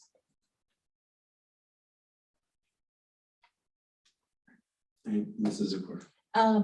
Policy. So if they're providing the financial information to the district, then they're fulfilling that part of the policy that therefore grants them, assuming those documents pass the test, then that fulfills that part of the policy where they can continue with their fundraising on school property. Is that a correct statement? Yeah, they only have one on school property that's affiliated with the football Okay, the program. bucket thing. Last year, they did it all last year with no financial statement. Right. So- It wasn't a one thing. So then No, it's my, once a year. They do it every just day. one second, right? So my tag on, All right, guys, Mrs. Zakor has the floor. yeah, that's okay. So my tag on would be, for following the policy, they've submitted the documents. And by the way, I think it was Mrs. Dunaway who was very key and watchful of that. Yep. And I salute you because it's not easy. You're not out there trying to make trouble, but you're just simply wanting to look after the interest of the district and do things right in conjunction with policy. It's not her policy, it's the district's policy. And so I support that. And if those documents, those financials are meeting that part of the policy, then I would tend to agree with Mrs. Dunaway and Mr. Maines that what is the benefit of having them come in then and talk at this point, otherwise I would certainly agree with Mr. Patrick's idea because it is important, but if they're fulfilling the policy by providing the necessary documents, then that's just my thought on it. We have so many more things to cover. Well, it's, Hold on. Thank you. Thank you, Mrs. Zakor. You know, Mrs. Drum and then Mr. Mates. So I kind of agree with everybody, in different aspects. I think part of having them come in though would be helpful is that it could maybe alleviate some of this, negativity that kind of drives all of it. You know what I mean? It might create like a bridge of some sort. So I think that there's good points to that. But I also understand if they're already following policy and they're doing what they're supposed to do, is it really necessary? So I see both sides of the coin is basically what I'm trying to say. I think we all have really good points on this. And I think this is a really good discussion, by the way. Mr. Mates? Well, following policy, is one thing. I'm just saying they're meeting certain criteria. We don't have to allow them to do it. But I think us allowing them to do it is where we're showing a little bit of support to them. But another big concern that comes up though is right now, all the people that are at those football games that are donating that money, they think it's going to pay for the stadium. They That's don't very know true. it's going to pay interest on past debt. So we are not benefiting from that money that's being raised at the football games. That's true. I think that has to be clear. That's very true. Very much. That's very true. So I just want to make one comment is that there's been years of negative comments and criticism of Tipp Pride during board meetings. And I think that inviting them here, allowing them to present will go a long way to addressing that duration of negativity. And I think that we share a common goal here with the stadium. And I think that it's worthwhile and worth the time. Mrs. Drum? I'd like to make a motion to invite Tipp Pride to come to a board meeting, just to give the community and ourselves information about what's going on. I would second that motion. Any further discussion? Yes. Mrs. Support. I just want to clarify, when you said there's been a lot of maybe negativity towards Tipp Pride, and I'm aware of that. I've seen it, I've read it. But in fairness, I think there's been a lot of negativity coming towards some board members. And that's not right because, a board member has to fulfill their board duties. And I will say, I wasn't here at the inception of this Tipp Pride. Don't really, put in it one way or the other, but it has been, seems like very mysterious. These numbers have just been sort of mysterious and back and forth and no, straight questions, but no straight answer. I'm like, why? What is that? How is that so difficult with bookkeeping and accounting and this and that? So, and they're right. Nobody forced these people to do this. They volunteered and put time in it. And so, that commands a lot of respect and acknowledgement right there. But don't turn this around and take a dialogue towards a directive towards one or two board members who happen to be here in the inception. Come on, that's just low level. We don't need to be doing that. There was a justification to ask for some of this information throughout this whole process because it's just sound business. And when you have that and you're not trying to manipulate, you just give it. We shouldn't overcomplicate things. Any other discussion? No, just. Mrs. Dunaway. So just to clarify from our August discussion, can we find the contract? I feel like the five of us deserve to see the contract, to read the contract, to have the contract. If there is one. Yeah, I'll I see mean, if there is one. really what I want to know is any legalities between Tipp City Schools, TCEVS, Tipp Board of Education. There's also some confusion because some things were signed as Tipp Board of Education, but the board never voted on them. So I just want a sound understanding of our financial legalities and just our legalities in general with this organization. And then whatever it is, let's just move forward, clean it up, figure it out, and get on with it. Thank you, Mrs. Dunaway. Anyone else? Mrs. Fox, the present motion before the board is to invite Tipp Pride to present related to their projects and financial statements and what they've done for the school district. It's been made by Mrs. Drum and myself. Please call the roll. Drum, Yes. Patrick, Yes. Dunaway, No, Maines, Yes. Zakor. No. Motion passes. Next item is 7C, school fees. Mrs. Dunaway. Yeah, so Mr. Stefanik, I'm not gonna beat a dead horse. You know how much I can't stand the school fees. Ever since we switched, rewind. Since we've switched to Power School, to say this has been a nightmare would be an understatement. All we're doing is ticking off parents. All we're doing is ticking off every building secretary who spends way too much of their school days answering phone calls. Yes, Mrs. Dunaway, I know you told us you paid your fees. Can you send us in your credit card statement? Oh, the 5,000 emails you got from Power School? Yeah, so your son is not gonna have internet on Friday because, sorry, we think you're long. I mean, you know what I'm saying? I don't blame the secretary. Of course, everyone's gonna call and say, I paid my fees. But I actually did pay my fees. And luckily, I did have all my credit card statements and this, that, and the other. And hopefully they know I'm not a loser who's just lying. But it's not just me. It's happening to all of these parents. And we are taking off parents. Why are we making our parents mad? 3 years with no end in sight. We renewed the Power School contract. I asked some very serious questions because I was standing up for the parents. We're sick of it. We are sick of it. Kindergarten registration, that has been a nightmare for way too long, way too long. Finally, we got smart and we put Beth Haddon in charge of it, just said, hey, you're the guru on this, get focused. Why are we not taking Amy and Jeanette and putting her on school fees? She's the school fee guru, like Emerald Lagasse is a top-notch chef. Fix the problem. All we're doing is making people mad, but she's not getting paid for it. We paid Beth Haddon. So poor Amy is beating her head against the wall, doing all this extra work. Beth got a supplemental contract. Why is Amy not getting a supplemental contract? That's not right, and that's not fair, and it's wrong. It needs fixed. It needs fixed. I'm sick of it. I don't have any allegiance to Power School. But we're not fixing the problem. We are researching. Amy is fixing the current problem, and we are researching other vendors to kick into action for next. Same old, same old, same old, 3 years. To say we're researching it, I don't want to be a jerk here, but okay, I'm not going to go down that rabbit hole in the interest of time. I have a hard time buying that, quite frankly. I never said we were researching new vendors last year. We are researching new vendors this year. We've got names already that we're looking at to change Well, out. good. Maybe I finally complained enough because, yeah, so all the parents out there, thank you. Maybe I finally got my point across. I'm sick and tired of giving the same speech. Anyone else?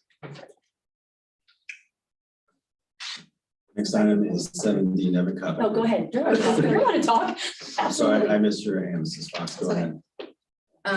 Just a quick thing. I mean, Amy Jeanette, she's doing an excellent job. She's a rock star. But school fees is a big part of her job.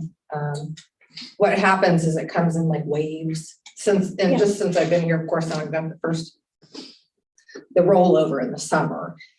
And like Mark said, we're definitely looking at, there's 3 companies that come together that force that information.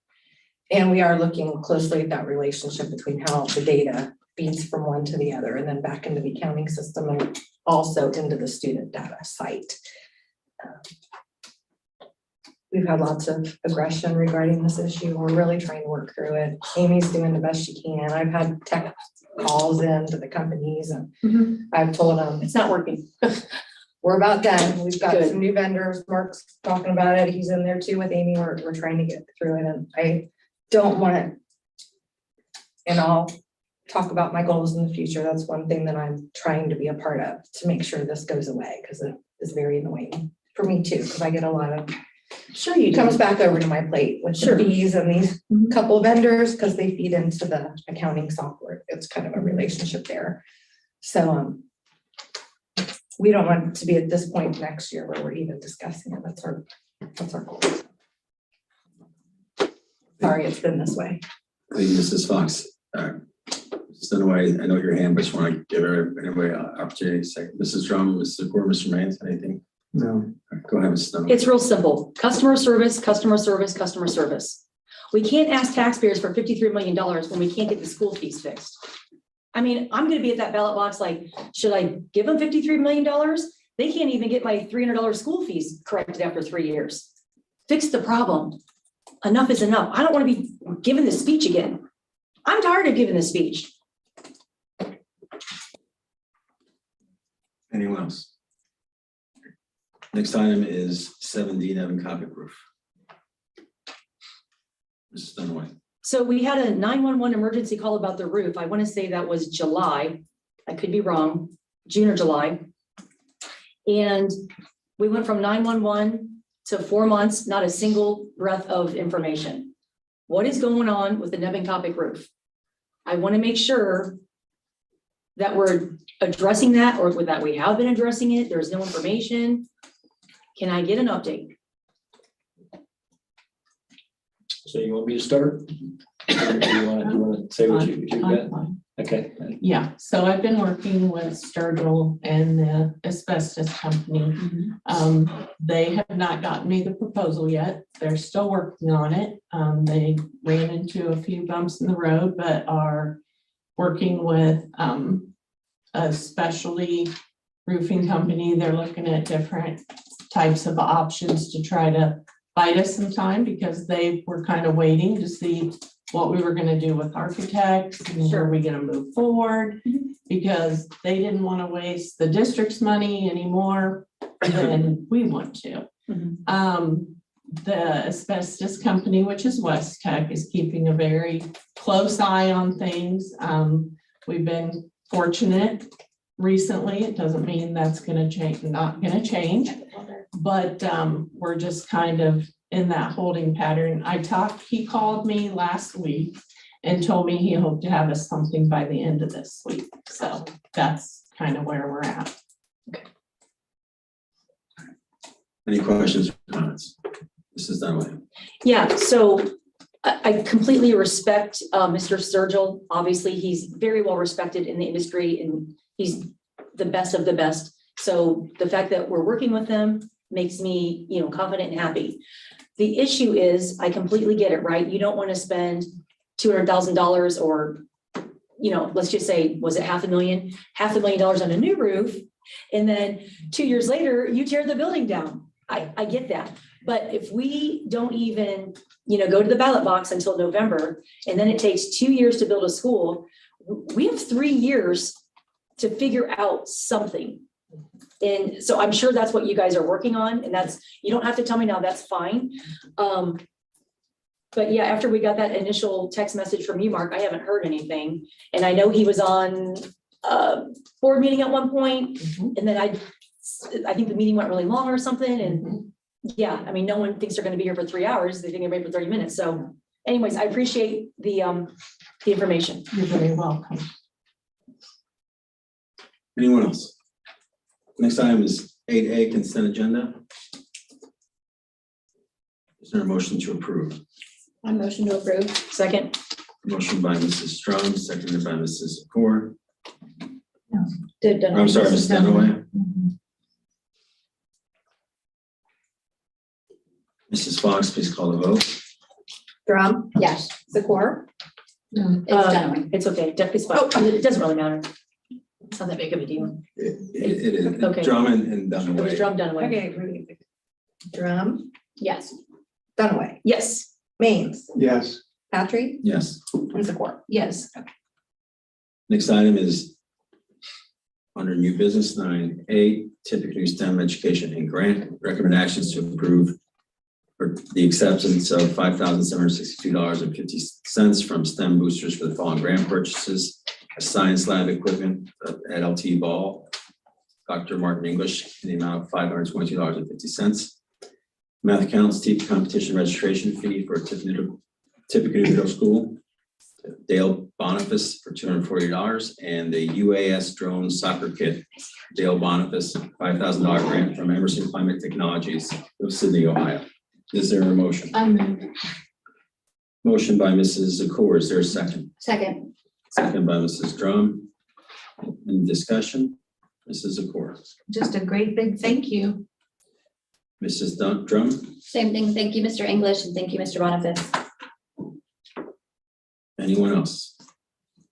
All right, I go our thanks and appreciation. Mrs. Fox, please call the vote. Secor, Yes. Drum, Yes. Dunaway, Yes, Mainz, Yes. Patrick. Yes. Motion passes. I have a procedural issue, sorry. Go ahead. My first new business agenda item that I added was outside vendor camps, and it's not listed anywhere.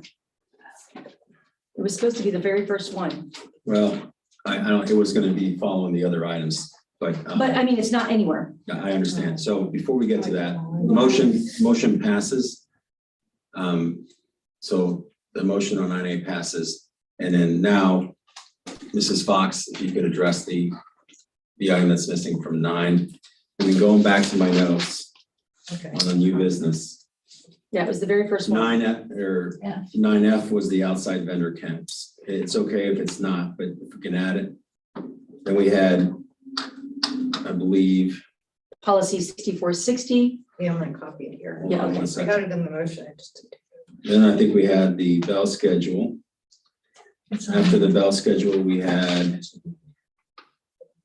the Miami Valley CTC seat expiration That's on there. that's on there. Only that one got left off, so I mean, only the outside vendor camp, everything else is fine. And then the library board is there.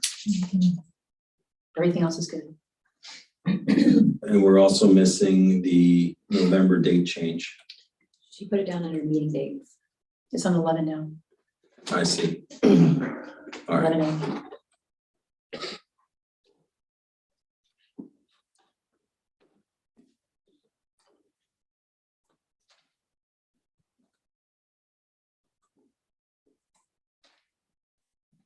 How difficult is it to switch that from 11A to 9, Mrs. Fox?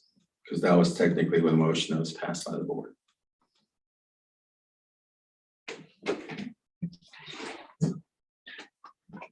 So upcoming meetings is not a part of it. I guess, I think I did move the whole section. November meeting date would go to new business under the agenda modification that was passed.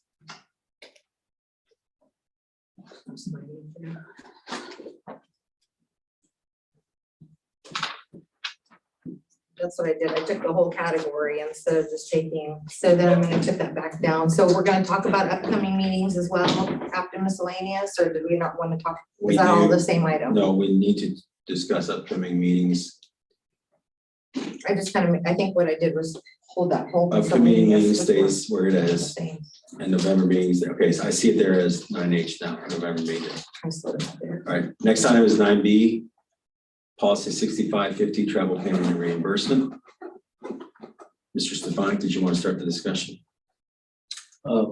We put this on because 2 meetings ago, It was Amy's, Mrs. yeah. Accord asked to put it on the agenda, and then it got tabled at least once. Twice, Yeah. twice. So now it's here, so I'll defer to Mrs. Accord for questions or comments. Mrs. Accord. Thank you. Well, I serve on the policy committee, and myself, Mr. Patry, Mrs. Fox, Mr. Stefanik attended an auditor conference on July 14th, 2022. And it was brought to our attention by the auditors that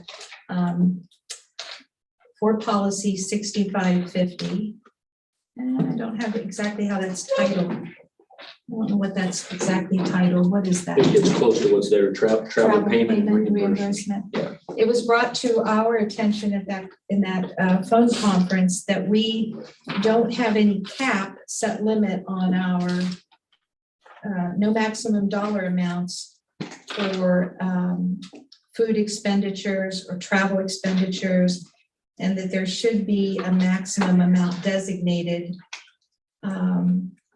So, we should put forth some earnest effort to address that policy.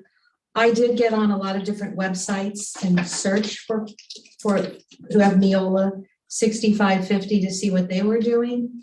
And honestly, there's not a cap on any of those. So, I mean, I'm finding that, our policy is sort of like everybody else's. Some of the issues that I personally have, I certainly see the value in wanting to cap something. You don't want someone traveling and then having a Lobster dinner. $500 dinner bill that the district pays for. But the problem, the challenge, if you will, is that you also have to be fair to the people traveling, because a dinner in Columbus, Ohio, it's not going to be the same cost of the exact same dinner, a steak, baked potato and salad. It's not going to be the same cost as in New York City. And so I don't quite, I'm kind of throwing this out for the board to come up with an idea. How do you be fair to taxpayers and say you have to put an umbrella on this so you don't go wild? You can never bill for alcohol. That's just never going to be allowed. That's not been an issue. Nobody does that, So the issue really are the meals, the breakfast, lunch, and dinner bills. But how do we do that in such a fair way that you allow for, and let me say it another way. Let's take Columbus, Ohio also. You can go to the finest restaurant in Columbus, and then you can go to Wendy's and get a hamburger, a baked potato, and a salad. And clearly you got a big difference between basically, so how, Same meal. I want to allow a lot of latitude because of that, because I've traveled for so many years. I understand that. You could have a female in a hotel, and right around the corner is the Wendy's. And for security, whatever, it's late, you're past, you want to go, you got an early appointment, you go and you grab that sandwich.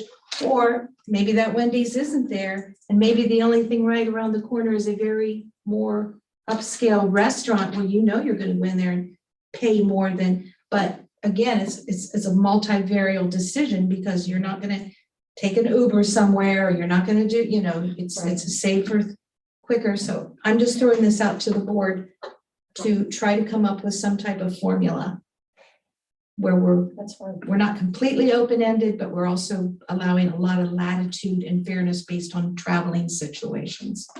You mentioned meals, and sometimes they also put limit on lodging. So that, you stay in, I don't want to say. Non-Ritz-Carltons. You don't necessarily have to stay at 5-star unless that's all that's there. Yeah. Right. You have to do that. So you find a happy medium for hotel expenses as well.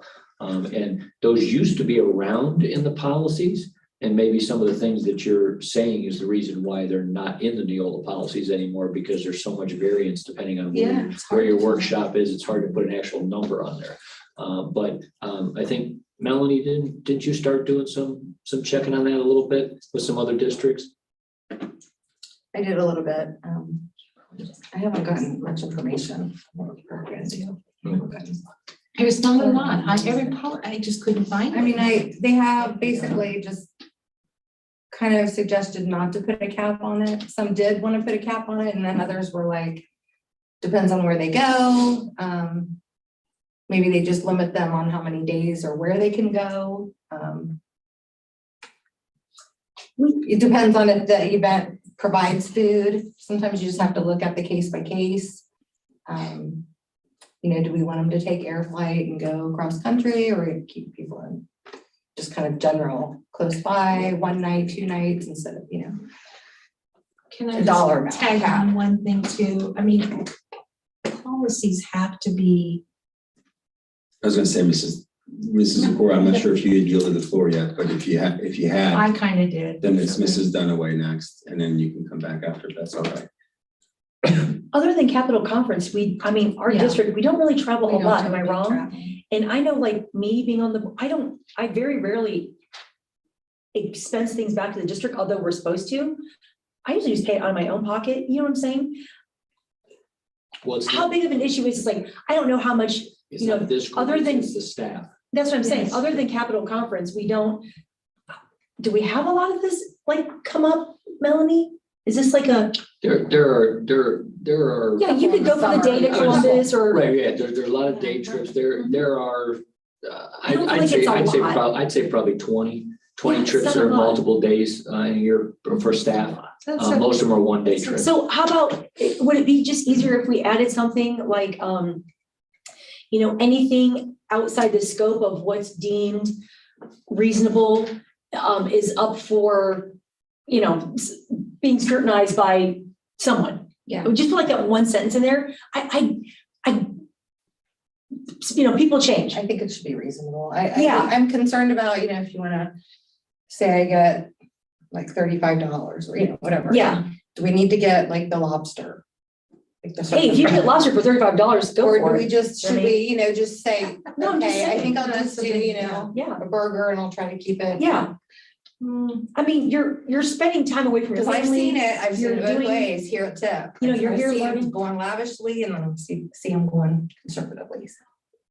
But the other thing, we have no way to judge, because the person that's eating lavishly, that might be the way they eat at their house every single day. That's true. So we have no right to say, hey, I know, because eating healthy is more expensive. So I feel like we have no right to say, That's hey, true. Melanie, I know that when you're home, you shop at Whole Foods and you spend $40 on your meal every night at home, but we're only gonna give you 20. Because that's not fair to you, because you're there doing district work, taking time away from your family. You should be able to eat in the way that you're accustomed. I agree.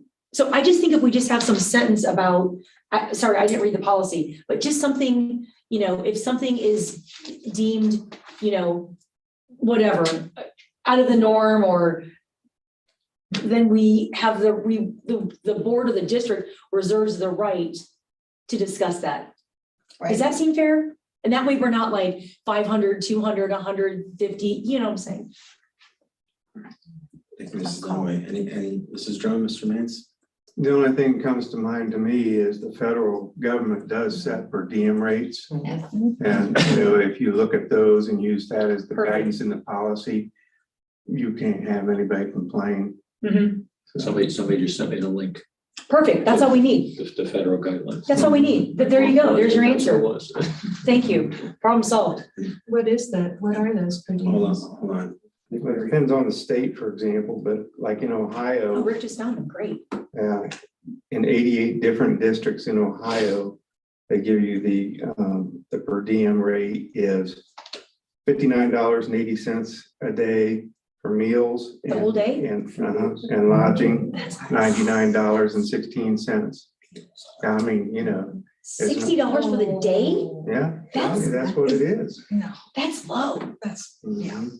Isn't that low?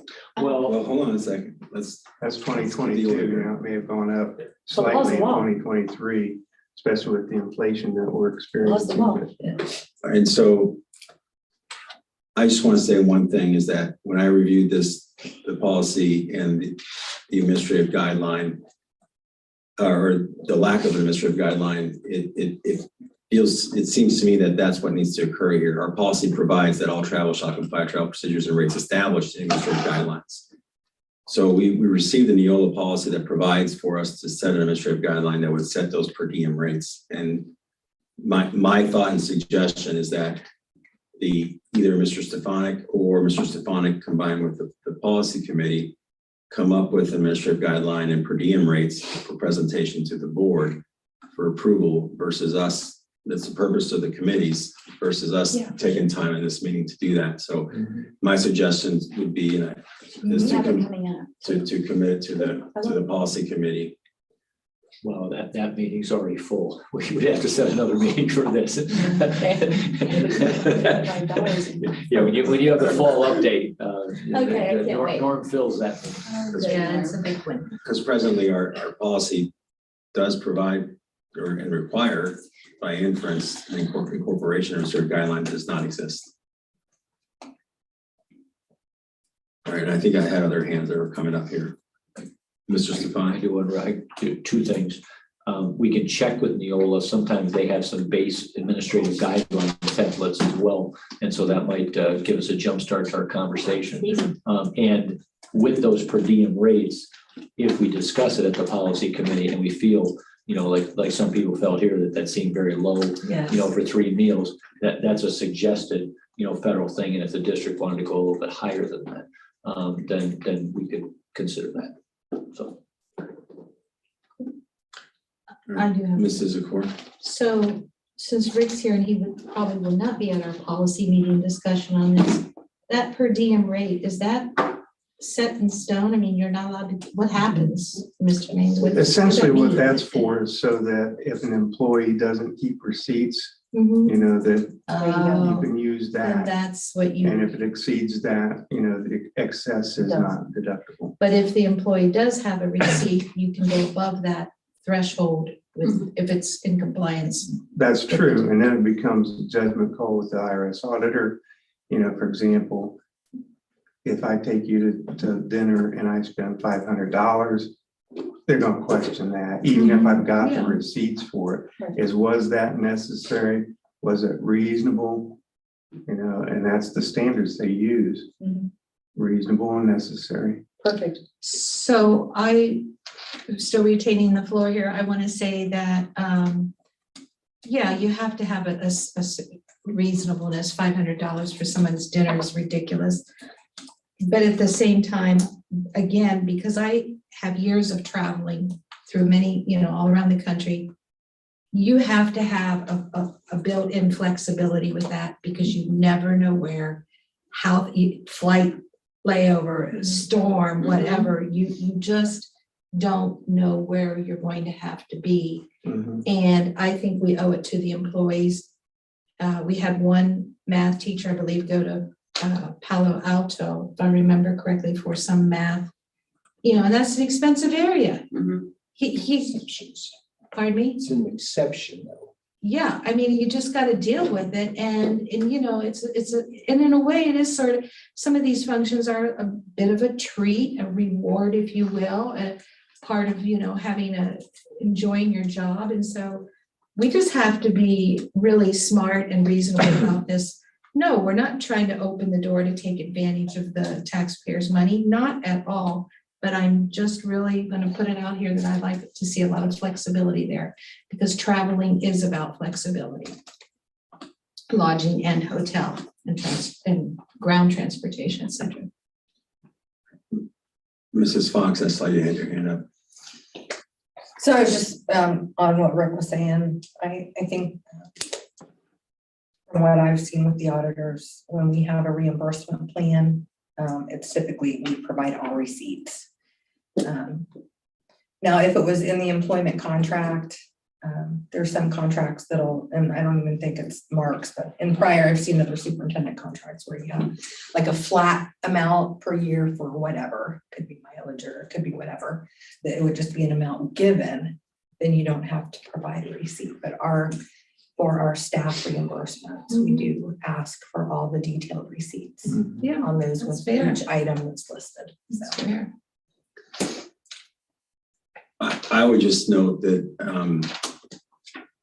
anytime you have a policy like this, it's, I don't think we have the type of people in our district that do this, but there's always potential for abuse. And I think that the amounts that we provide, if they sound low, but they're consistent with what the federal government might reimburse a public employee for various regions in the country, I would be inclined to push for that type of limitation, regardless of what anybody's heating habits are at home, et cetera, in that we're a public institution. Unless it's, you know, a dietary restriction related to medical issues, which would obviously need to be included as an exception to the administrative guideline, my suggestion, just one voice out of 5, but to the committee, would be to seriously consider expanding beyond what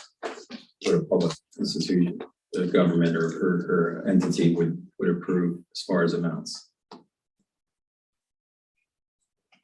Anyone else? Next item is the technology upgrade update.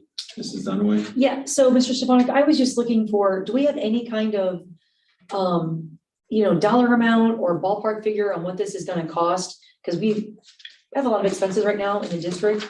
And I think we learned about this maybe 4 or 5 months ago.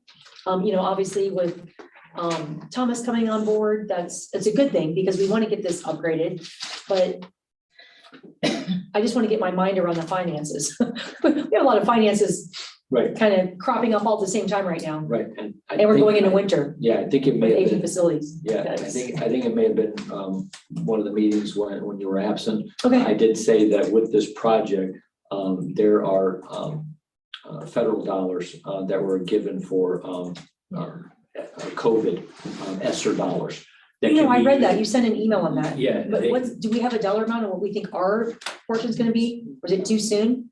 It might be a little soon, our Okay. portion, with the federal dollars, Mhm. whatever the expense is, I imagine it's gonna be 50% or less from our coffers of the amount. I was just looking for like 25, 50, 200. Like I have my brain has no idea, what, what a technology, is it half of a Nevin roof? Is it a whole roof? Is it? It's in the Nevin roof ballpark. Oh, and- wow. And I would, See, that's way higher than I would have ever thought. well, we've got, if you dive into that audit, the Mhm. technology audit, you're seeing that the true the true hub of the infrastructure needs to be replaced. Oh, yeah, no, when I read that, I So- got very scared. That's why Yeah, I yeah. wanted that number Yeah, yeah. because So it's. I was it's- freaking out. Yeah, it's, I believe, we're north of 500,000, but we've got, no, but that's not our expense. Right, right. We've got federal dollars that we can put towards that. Mm-hmm. And so I'm thinking that it's a $500,000 to $600,000 project. Local dollars might be 150 to 200. Okay. That's what I'm thinking. From Maybe the we could numbers that get Gordon to do a GoFundMe. We get Mr. Haas in here to do a GoFundMe. have. Yeah, Come on, Rick. That was funny. 3-4 hours. I don't care who you 3-4 are. That hours, was it's paid funny. for.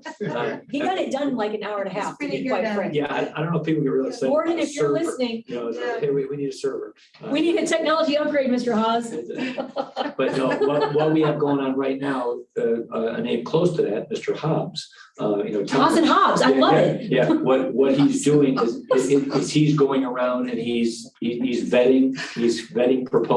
Perfect. He's going through the EPC with the companies that they've approved for us Thank to you. work with. He's getting numbers, and the hope is that we do things in pieces. Yeah. So the first piece may be between now and maybe, let's think positively and say between now and Christmas.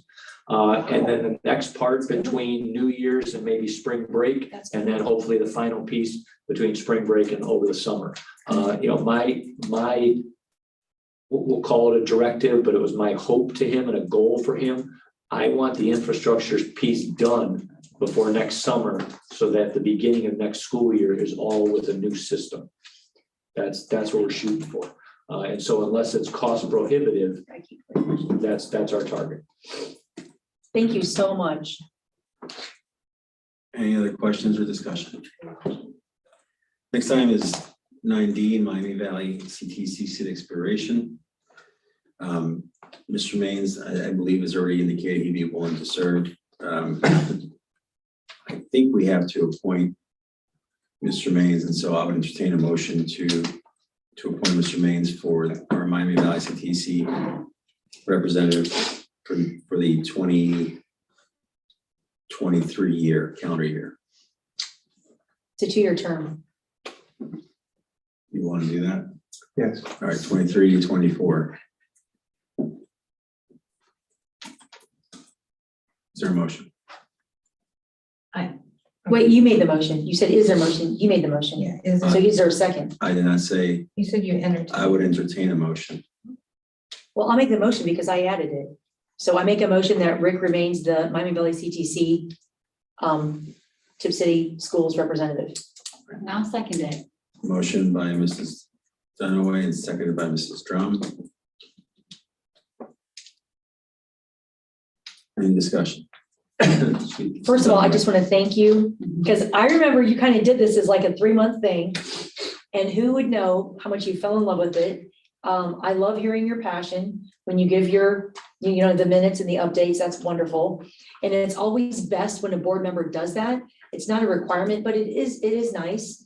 Not to, Russ did a fabulous job. But it's not the same as having you there and, being part of this. So I like that we did that. My only question would be the meetings, because we changed our work sessions from Tuesdays to Mondays. I really like having them on Tuesdays. I'm not sure how your schedule with those meetings works. Well, they're set on Tuesdays. So, Okay, but maybe we can- that's not gonna change. I mean, there's 17 other board members. No, yeah. I'm just saying, it kind of, we're in January when we do the meetings, I would like it if our work sessions could be opposite of yours.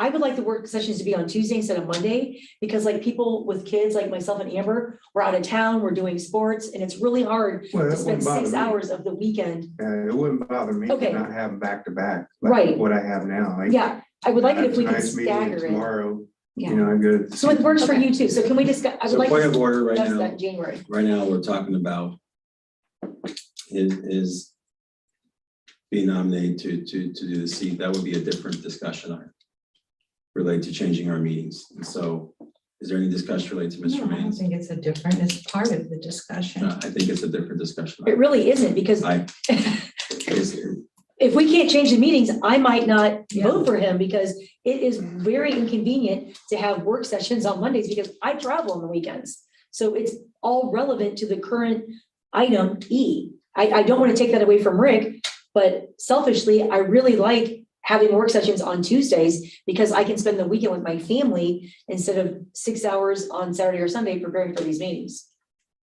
That's all.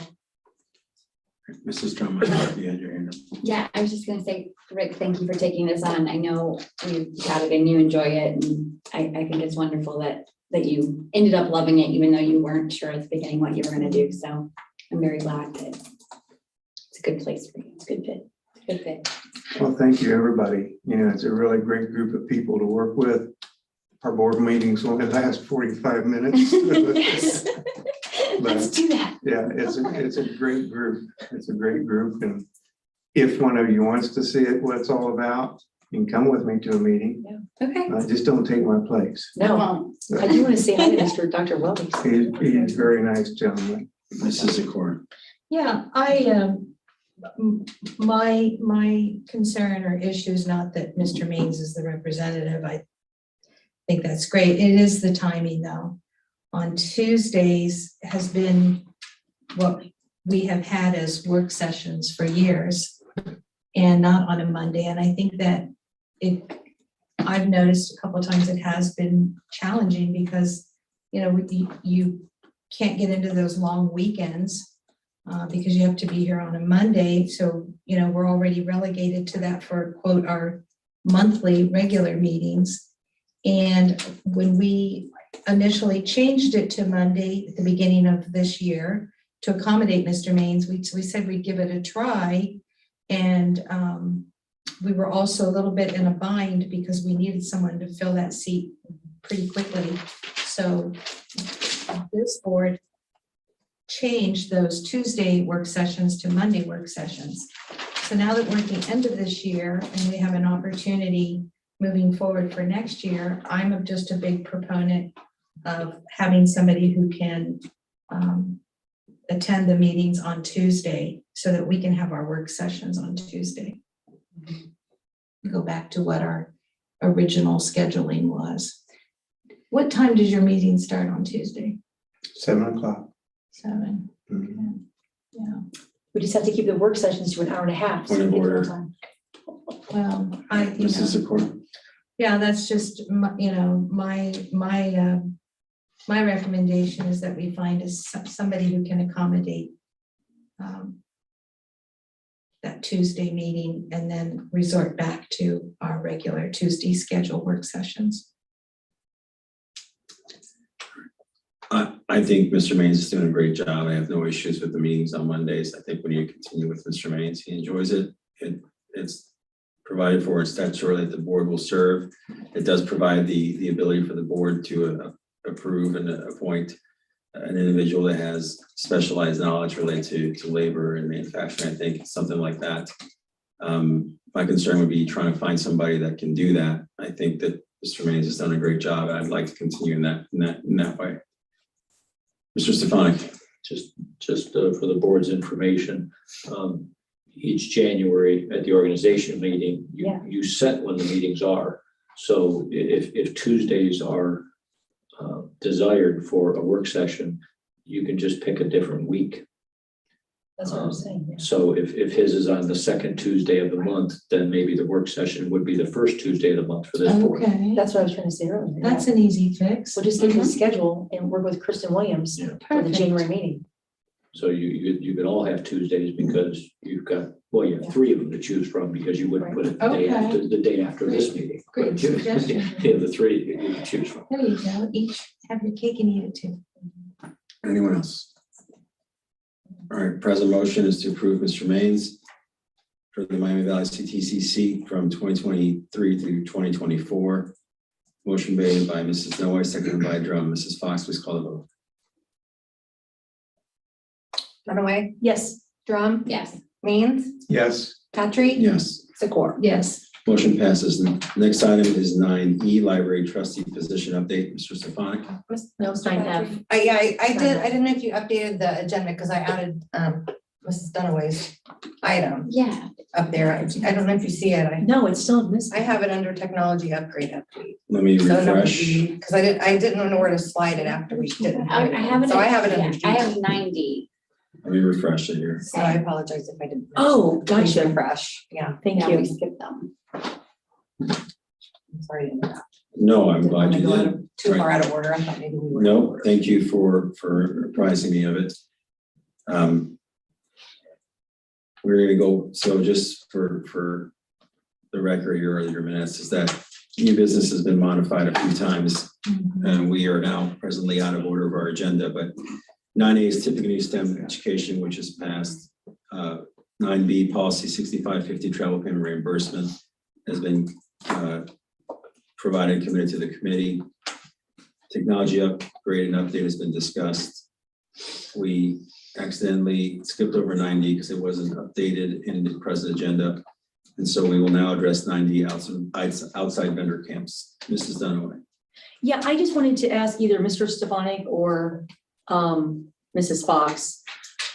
This kind of reminds me of the Stagecrafters situation a little bit. So we have a lot of outside vendor camps. For instance, basketball, right? They'll have, if you want to get dribbling lessons on Saturday, 4 Saturdays in December, come on in and we're going to do dribbling camp. Soccer, basketball comes to mind the most. Baseball, they have a couple of camps. I'm trying to think of what other sport. Basketball. I don't think I realized there were so many outside Yeah. vendors doing our camps because Right, there's- even last year. Yeah. I thought The I softball tried to having- nail down some of these issues, Right. trying to work through it. Anyway, Basketball and baseball are the 2 that come to my mind. I can't think of any other on top of my head. Okay. So here's the issue. There isn't anything specific to vendor camps.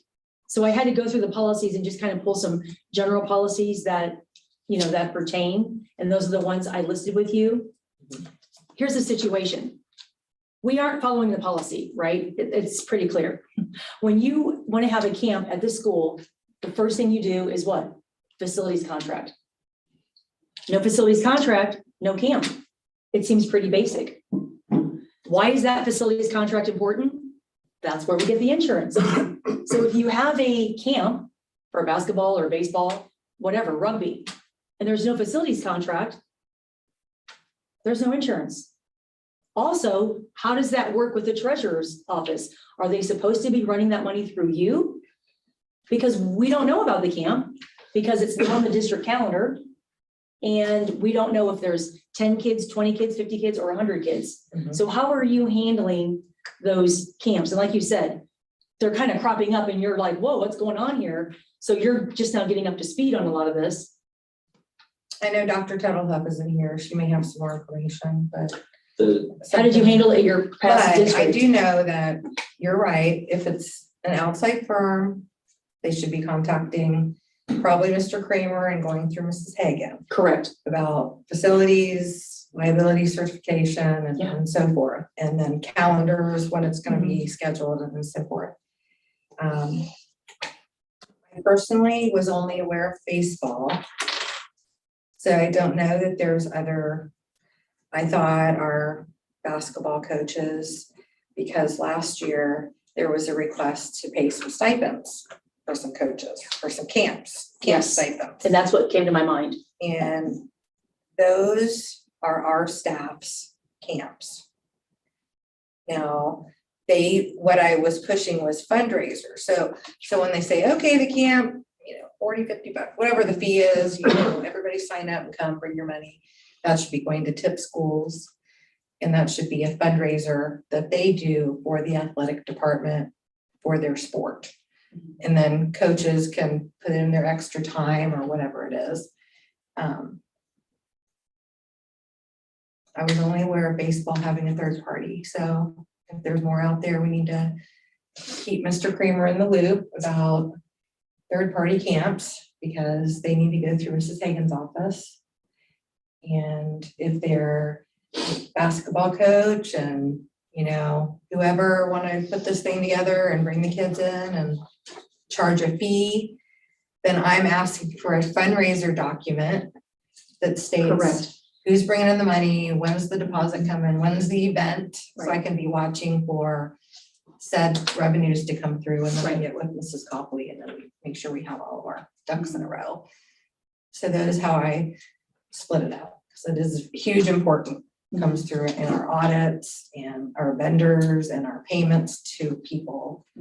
And we're trying to keep some of that stuff out of the accounts payable side and make sure that payroll is processed correctly if it's an employee, so. Right. So I guess for me, you know, being a board member, our main job is policy. We enforce policy, we change policy. I mean, that's what we do. We write policy, right? I mean, that's when Mr. Stefanik or Dr. Tuttlehoff or yourself has an issue, you bring it to us and we say, wow, we don't have really a policy that applies to that. So then we get, you know, Amber and Ann, they get with Norm, you know, we try to fix things, because we want everybody to have the exact same framework that they're working from. So that's my concern. If I'm hosting an outside vendor camp, one is, how many years have we been doing that? The issue becomes, oh, it's tradition.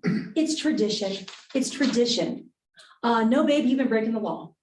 It's not tradition. Maybe it's tradition. So you have a tradition of breaking the law. Is that what you're trying to tell me? So I appreciate the fact that you're trying to clean these things up, because they need to be cleaned up. For one thing, if we have outside vendor camps coming in here, we need to know what students are working these camps. Do they need pupil activity permits? This is how we got in trouble with Stagecrafters. We didn't have any pupil activity permits. So if we are having our students work these camps, we need to know what students are in the building. What if there's a fire and we don't even know there's a camp? A. B, we don't know what students are working the camp. And then, oh, hey, we're all in the parking lot and someone says, no, Billy's still in there. Sorry, Billy. I don't think our legal would have, you know, we'd be very happy about us not knowing who's in our buildings.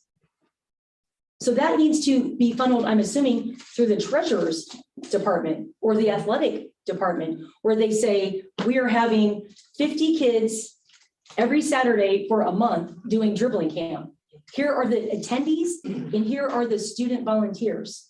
That's very important information. It's $50 per kid, and then here's the money. I don't know why that's complicated, and I'm not sure why we're not following the policy. Yeah, regarding students working camps, might be more with Mr. Stefanik, because I don't recall, you know, pupil activity permits for students working camps, because the team as a whole, coach, players are gonna say, hey, let's raise some money. We're gonna have everybody come in. We're gonna show them how to play ball and collect money. And you guys will help, but coaches are the typical administrators of Sure. that, or an outside vendor. Sure. And I would not think that their attendance would be mandated for players to run this camp. I think it should be voluntary, but I don't know how that policy works with our athletic department. But I would not think, and we could get with Dr. Tuttlehoff too, I don't know that primarily if you have students helping camps, that we have to go to ODE for pupil activity permits, because Well, I would just like as that. a team, they're kind of thinking fundraiser, like how do they want to fundraise for the group? And that's the way that they fundraise year to year to year. The point is, yeah, that students don't need, from anything I know, the students don't need pupil activity permits. But If you they're do not have in to charge of other students, right? Well, Only- you have a coach over top. Right. So that's only if they're in charge. Like if I'm taking 6 extra kids and doing like an extra basketball thing. Right. As long as the student isn't in charge of like a separate little group, Right. we're fine. Yeah. Okay, but we that- still the need to know list- who's in the building. Right, the list of who's there, who's working the Super camp, and who's important. participating in the camp Right. is very important. Yeah. Right. Yeah. Yeah, so I'm not gonna belabor this issue, but these are just some policies I found very quickly. 6460, vendor relations. The Board of Education shall not enter a contract knowingly with any supplier of goods or services to this district under which any board member or officer, employee, or agent of this school district has any pecuniary or beneficial interest, direct or indirect. So that's pretty important. Board members and school personnel shall not accept any form of compensation from vendors that might influence their recommendations on the eventual purchase of equipment, supplies, or services. This would be a service. Furthermore, board members and school personnel shall not accept any compensation from a vendor after a decision has been made to purchase equipment, supplies, or services from said vendor. So that was 6460. 3214, staff gifts. At no time may a staff member accept compensation from any other source other than the board for the performance of his or her official duties, any other act or service in his or her public capacity for the general performance of the duties of his or her public employment, or as a supplement to his or her public compensation. That seems very clear. Professional staff members shall not accept any form of compensation from vendors that might influence their recommendations on the eventual purchase. Staff ethics. Well, there's quite a few here. I'm not even going to get into this. I have it all highlighted. Commitment to the educational profession, commitment to district and community. Here's where it gets tricky. 8141, mandatory reporting of misconduct by licensed employees. So we don't have a choice. We have to report it. It states it in our policy. It's the law. The Board of Education recognizes its responsibility to effectively address employee misconduct to the Ohio Department of Education. We don't get a choice. It's the law. It's in the policy. The definition of conduct unbecoming the teaching profession, several examples. The superintendent will file a report to the Ohio Department of Education. Several examples. My point is, I guess the other issue is, or the other part of this, is when we find out these things are happening, I just think, I don't like when we pick up the carpet, brush it under, carpet back down. That's not what we do with our students, right? If our students are doing something, they go into Mr. Barnes's office, hey, Billy, it's the second time we told you, you can't be hitting girls in the hallway. And Billy says, oh my gosh. But then Mr. Barnes has to actually do the right thing, fill out the paper, whatever that is.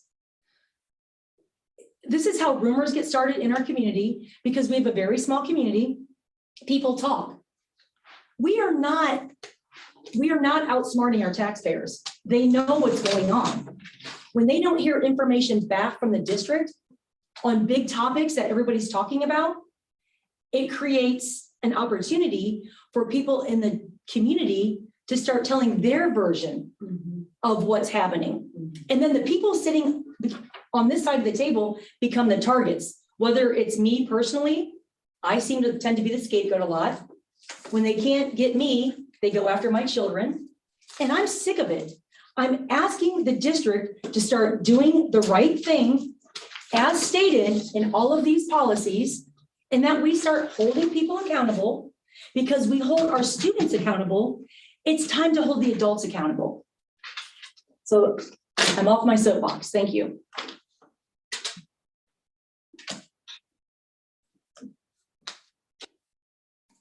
Hey, go ahead, Mrs. Secor. Thank you. Yeah, I think the bottom line here is that we've had some violations. We're aware of them. It's got to stop. And by taking the position that it needs to stop, doesn't mean you therefore create the position that there's certain bad people on the board because they actually read the policies and they know things and they want things to be policy procedural oriented. That's a responsible board that should be with this board and every board moving forward. And it's really not that hard, because once you get into a mindset of following your organizational policy or handbook, then you sort of breed that to all your coworkers. And by breeding that to all your coworkers and your surrounding team, you get a very finely, well-oiled, functioning organization. And if those policies need improvement, they're outdated, they're not sensible, then you change them. You bring that awareness forward and you get that changed as well.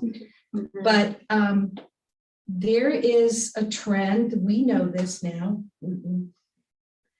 that mind boggles me, that people in charge just sort of take it upon themselves to wing it and just make things up as they go.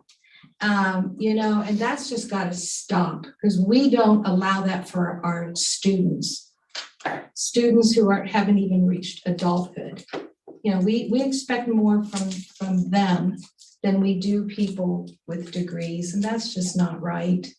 And there's always a policy manual. If you're in doubt, read first.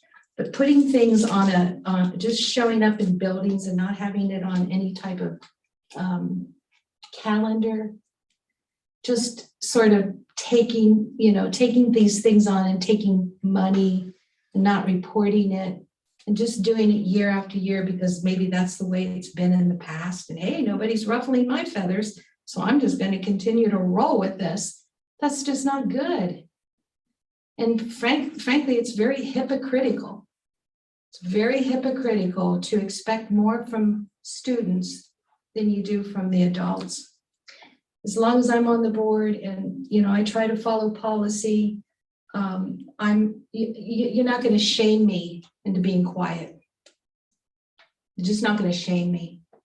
You can harass me in other areas. I won't go into it, but as long as I sit in this seat, I believe in my heart what I'm saying, and I will fiercely defend anybody who's trying to do the right thing, maybe made a mistake or something because we're none of us are perfect. That's a different matter than continually rolling over a practice year after year that had nothing, that was anchored to nothing in our policies. That's nonsense. Anyone else? Mrs. Dunaway? So I'll just make it real simple. People vote for the people to be on the school board because we are a reflection of the community values. So the people that vote for me are different than the people that vote for Amber. Maybe she values one thing and I don't. But the bottom line is the five of us collectively, we represent the values of our community. And when we do things that are not following the plus policy, not following procedure, we're setting the example for the children that you only have to follow the policy and the procedure if you get caught. And then if you get caught, you might get lucky. And the person who catches you likes you. Hey, Amber, I'm really good friends with your mom. So I'm just gonna, please don't bring alcohol in your backpack anymore. And I'm not gonna tell her. But then the next kid comes in and they have alcohol in their backpack. And here's the thing, our community is so small. They know who got in trouble for the alcohol in the backpack and who didn't. We cannot fool our taxpayers. I'm asking that we follow the policy and the procedures as written by Neola. And if we don't like them, we can change them. If 20 teachers come to us and they don't like policy such and such, we are very reasonable humans. Just tonight we were trying to give them more money on their meals. We will work with you, but you don't get the option of breaking the policy and thinking you're going to get away with it. That is what has to stop. Anyone? All right, next item on the agenda is 9E, which is already covered. We are now on to 9F, library trustee position update, and I will yield the floor to Mr. Stefani. I received notification from Ms. Santucci that they have two candidates for one of their trustee openings, and they are choosing not to interview the veteran board member. But they are going to interview the new board member at 6 p.m. on Wednesday, the 26th. And so when we went through the I don't know if it's a policy, but a structural agreement with how the Board of Education and the library trustees will work together. The board was invited to participate in the interviews if you had the desire to do so. So the invitation is out there that 6 p.m. On Wednesday, October 26th. Did not create any questions about the Open Meetings Act. If people could RSVP, we can make sure that we have 2 representatives there and no more. And it is a policy. We voted it in, or it passed, and I think we provided the yellow number. But the other thing I'd note about the policy is that we're not required to attend if we don't think it's necessary. Right. And so this is their complying with that policy to invite us if we so desire. And as Mr. Stefani stated, if we have more than 2 people, then we would need to make it a meeting of the board and provide the appropriate notifications. I think, if we have more than 2 people interested, that would need to happen. But it would make sense to me to limit it to 2 people if more than 2 people wish to go and then discuss the merits of that if anybody desires. But again, no one's required to go. So I guess I would open up the discussion. First, is there anybody who feels that it's appropriate to go or would like to go?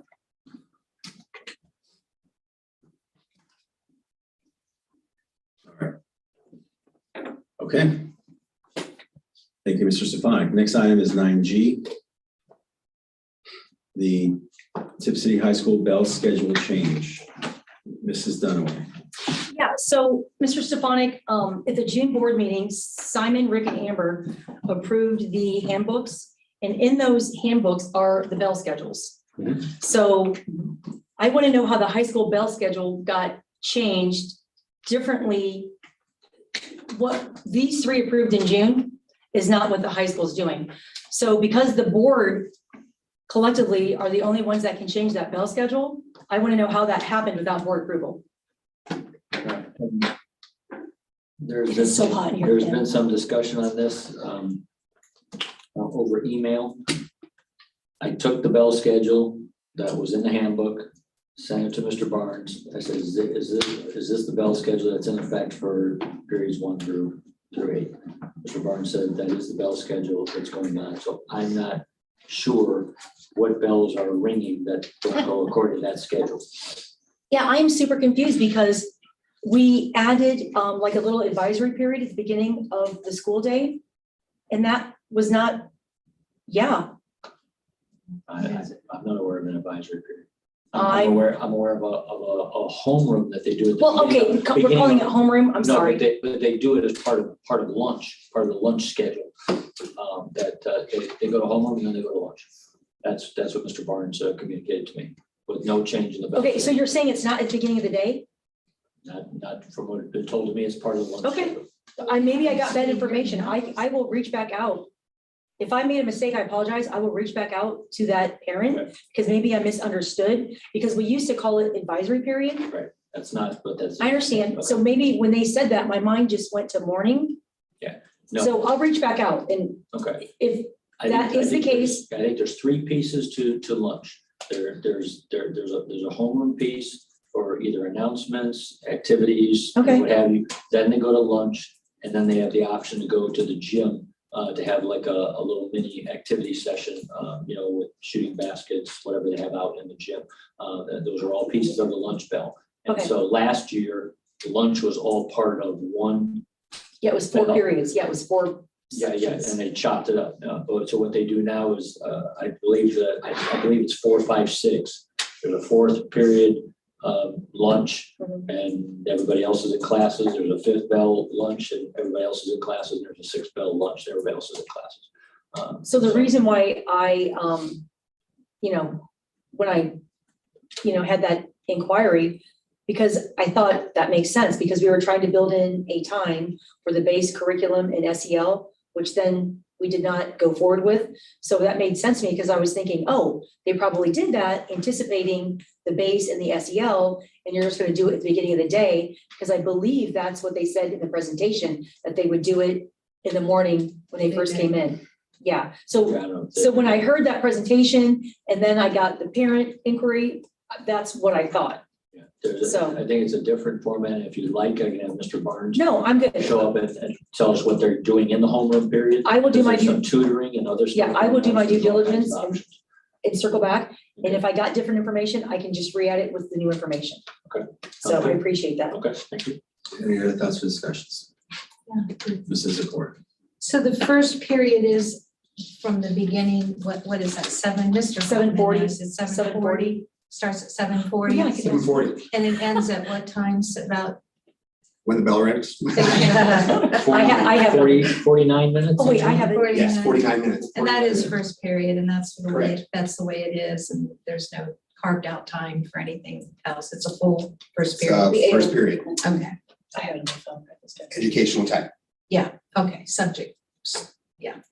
Okay. Because the high school, and again, just reiterating my understanding with the conversation with Mr. Barnes, last year, the high school with that big, I think it was fifth bell, right? You had 7 bells, but the fifth one was huge. So this year, they're doing the separate lunch periods. Now you have 8 bells instead of 7, right? To accommodate the lunch periods, yes. Yes. All right. Good to go. Item 9H, November meeting date. Recommended action is to motion to move the November 14, 2022 board meeting to another date selected by the Board of Education due to its conflict with the annual SBA conference.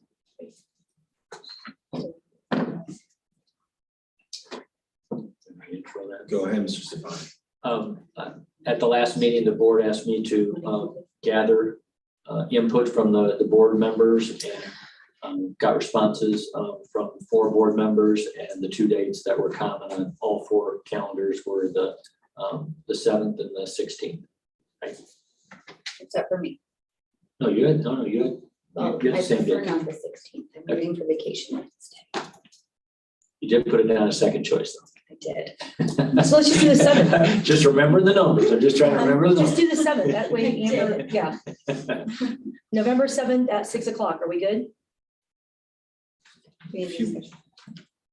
All right, so Mrs. Dunaway, I guess you're suggesting the 7th at 6 p.m. Well, that's just what Mr. Savonic said, so, Is yeah. there any discussion related to that suggestion? I'm good. I may be conflicted out, but sorry, I just turned my phone on to double check my calendar, but it's fine. If I can't be here, I can't be here. All right, is there a motion to move the November meeting to November 7th at 6 p.m.? I'll motion. Second, Motion by Mrs. Drum, seconded by Mrs. Dunaway. no, my parts. That's awesome. All right, any other discussion? Mrs. Fox, please call the vote. Present vote for the board is to move the November meeting of the Board of Education to November 7th, at 6 p.m. here at the Board of Education. Please call the vote. Drum, Yes. Dunaway, Yes, Maines, Yes, Patry, Yes, and Zakor. Yes, motion passes. just, Mrs. Dunaway. Mr. I will send the email right now to Kristen so that she knows. Right, when we sent to Kristen and Liz, that's just one thing you don't have to do tomorrow. Okay, cool. Kristen, Liz, is that it? Point of order. That's not part of agenda or our meeting. That's something that can happen outside. It's what? Say it again. It's not part of our agenda or our meeting. We don't. need to Okay, be I having make a this motion discussion. to ask Mr. Stefanik a question about sending an email. Can I get a second? Can I get a second? I'll second. Okay, great. Any discussion? yeah, I'm lost. I'm trying to help Mr. Stefanik by sending an email so that Kristen and Liz get it on the district calendar and get it off the board page. Because Okay. people will come on the 14th and they should be coming on the 7th. And my comment was, that's not part of agenda, nor is it really Yeah, part of so our I just function, and so added it. it just felt it was out of order. And so I made the point that that's something that should happen outside of our meeting, so we can keep moving on with the agenda and the business Yeah. of this board. Yeah, sorry, So now there is I wasted 60 seconds, so if somebody wants to find me, feel free. Simon, you're good at that. Add it to my recall. Point of order, that's an Okay. appropriate comment. Hey, it's appropriate. It's absolutely appropriate. It's been my life for 2 years. Next item is 10A, citizens' comments. Actually, no, I can't. There is actually now a motion before the board has been seconded by Mrs. Dunaway to add an agenda item to discuss this email. So, any discussion on that? I'll send it to you so you don't have to do public records request for it, because all of our emails are public records during meetings. So I'll just copy you on it to save public records request time. Perfect. Mrs. Fox, please call the vote. Dunaway, Yes. Zakor, Yes. Drum, Abstain. Haynes, Yes, Patrick. No. So now we Do I have get to now send the added, email? Did it pass? we have now added a Awesome. motion to add this as a discussion item. Awesome. No, it's a discussion item. Mrs. Great. Dunaway, your motion has been approved. Feel free to discuss this email. Kristen and Liz, just an FYI that we moved the November BOE meeting to Monday, November 7th.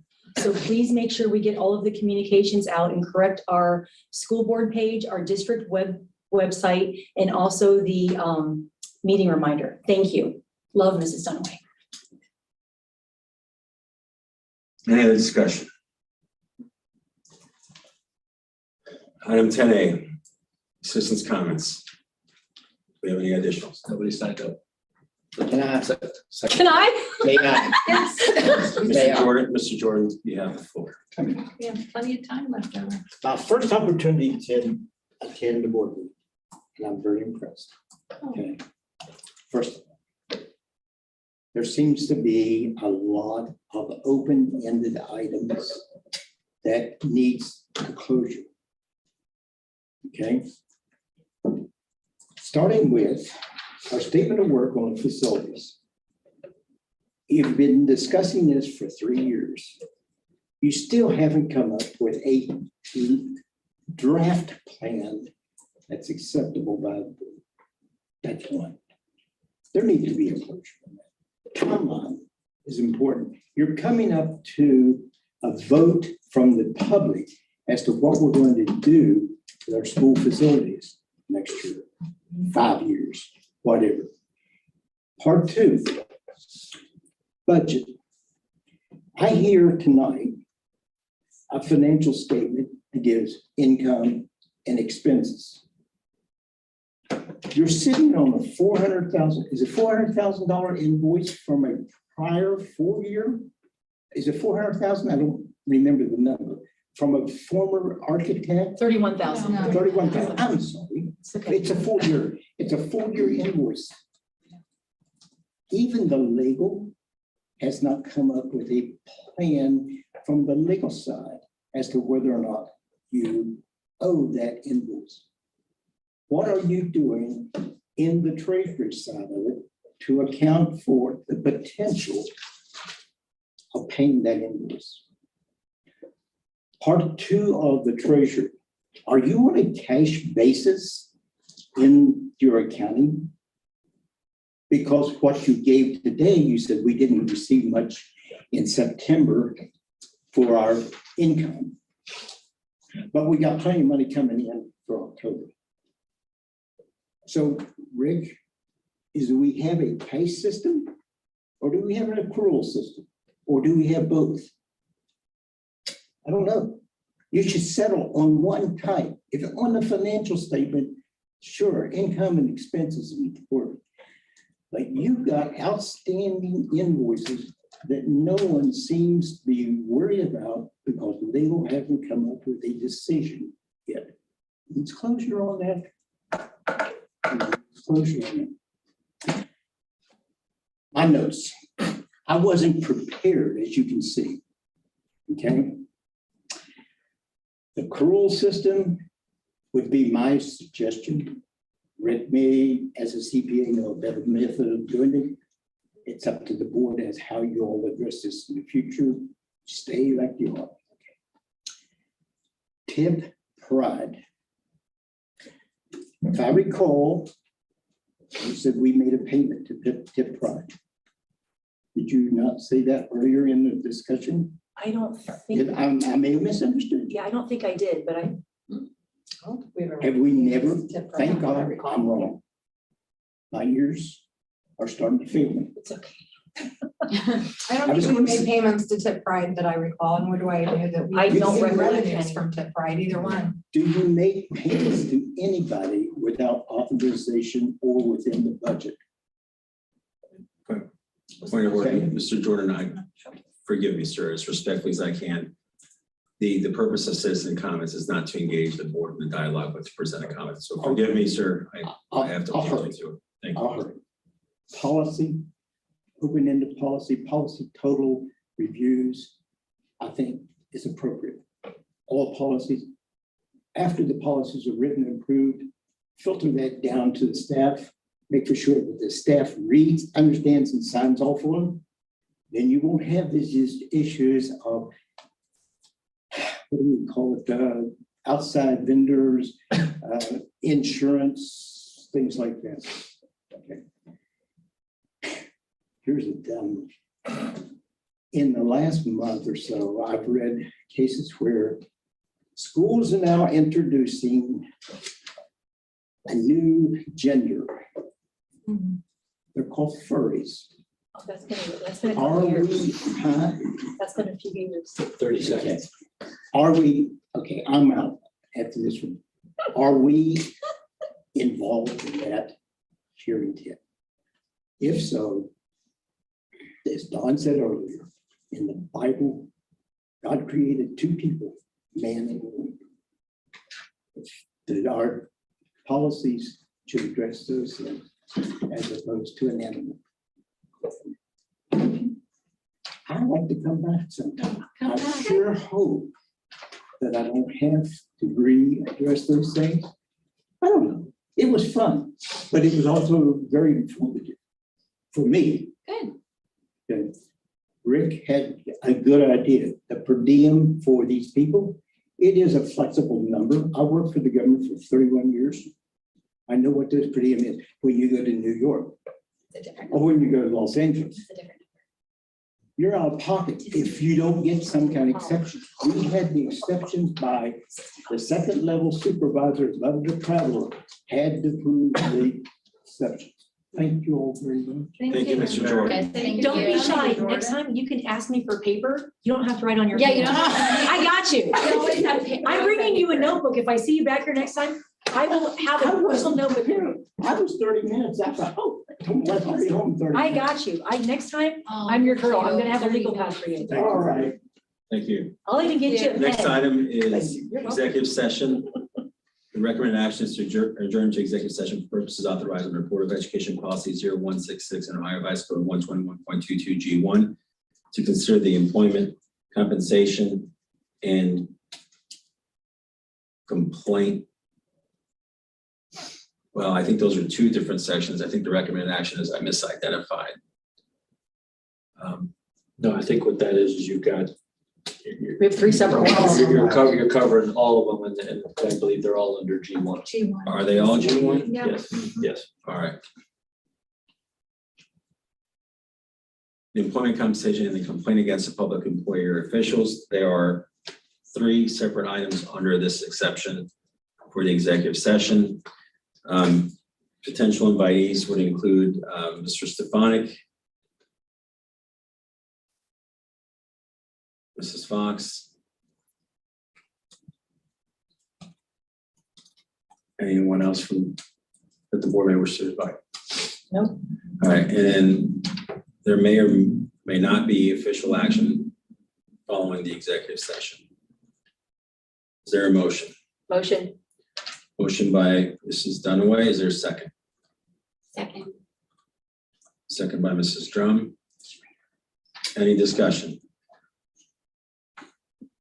Are we allowed to have a 5-minute break before? I would entertain a motion for a 5-minute recess. Sure. Can Do I, it can I, three? I can do it in 3. Can we have a 3-minute recess? I mean, I motion to have a 3-minute recess before. Second. Thank you. Before our Motion for a executive 3-minute recess by Mrs. Drum, seconded by Mrs. Dunaway. Any discussion? Mrs. Fox, please take a vote. session. Yes. Dunaway? Yes. Means? Yes. Patrick? Yes. Yes. Motion passes. I The time is 8:53. We will resume at 8:56. Oh my gosh, Kim, it was so hot.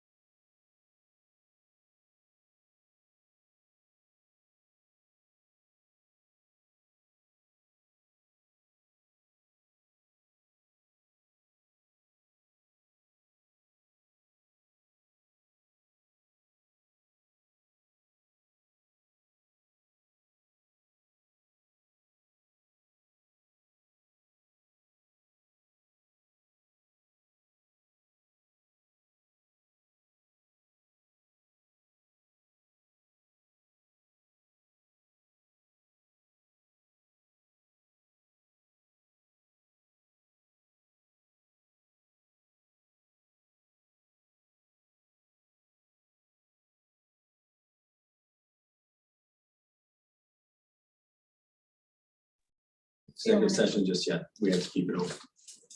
All right, resuming from the recess. Time is 8:57. We're a little tardy. Prior to the recess, we were discussing item 11A through D.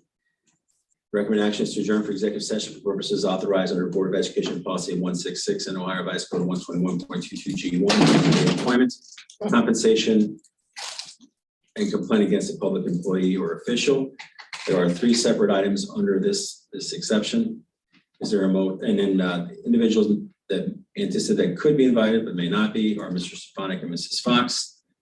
And official action may be taken after the executive session. Is there a motion? We already motioned. I'm Oh, I'm sorry. We already The know. motion was made by Mrs. Dunaway, Yeah. Mrs. Drum, Mrs. Fox, please call the vote. Dunaway, Yes. Drum, Yes. Means, Yes. Patrick, Yes, Zakor. Yes. motion passes. We are now entering executive session. The time is 8:58.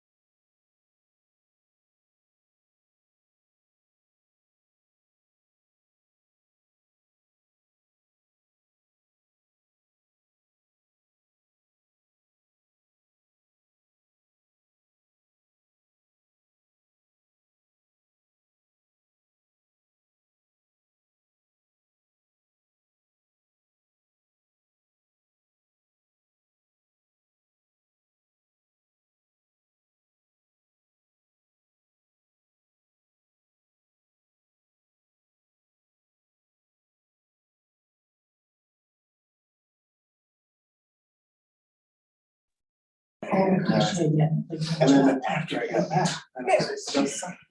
Time is 11:03 PM. We are returning from executive session. We invited everybody back in while we were getting the videos coming in. And then Mr. Sapon, do you mind opening up that door for me, please, and making sure there's nobody else outside that they want to come back in? Was there anybody else who really walking to? Okay, we're good. Just chair. It's only 11. I mean, someone might still be there. No, Mr. Watson. It's not midnight. We're on schedule. We're right on schedule. Sad. Sad. Very sad. Next item is 12A, upcoming meetings. I think I can't access it. November 7th. Yes. All right, our next meeting is November 7th at 6 PM here at the Board of Education meeting. And Monday. And then Monday, December 12th, beginning at 6 PM. Next item is 13A, future board agenda items. Is there any discussion related to that? That, then I would entertain a motion to adjourn. I move. This is the core. Is there a second? I'll second. Who was the first staring at you? Do you not feel our stares? Hurry up. Mr. Maines reluctantly seconds. Any discussion? Doesn't mean I have to vote yes. Mrs. Fox, please call the vote. Zakor? Yes. Maines? Yes. Drum? Yes. Dunaway? Abstain. And Patrick? Meeting is adjourned. Thank you, everybody. What if you had three? Abstain. Abstain. You can always stick around if you. I know, I'll abstain. I was waiting for Rick to say it silly. I've had it for a long time. Oh. I only drink 27 waters. Like a long.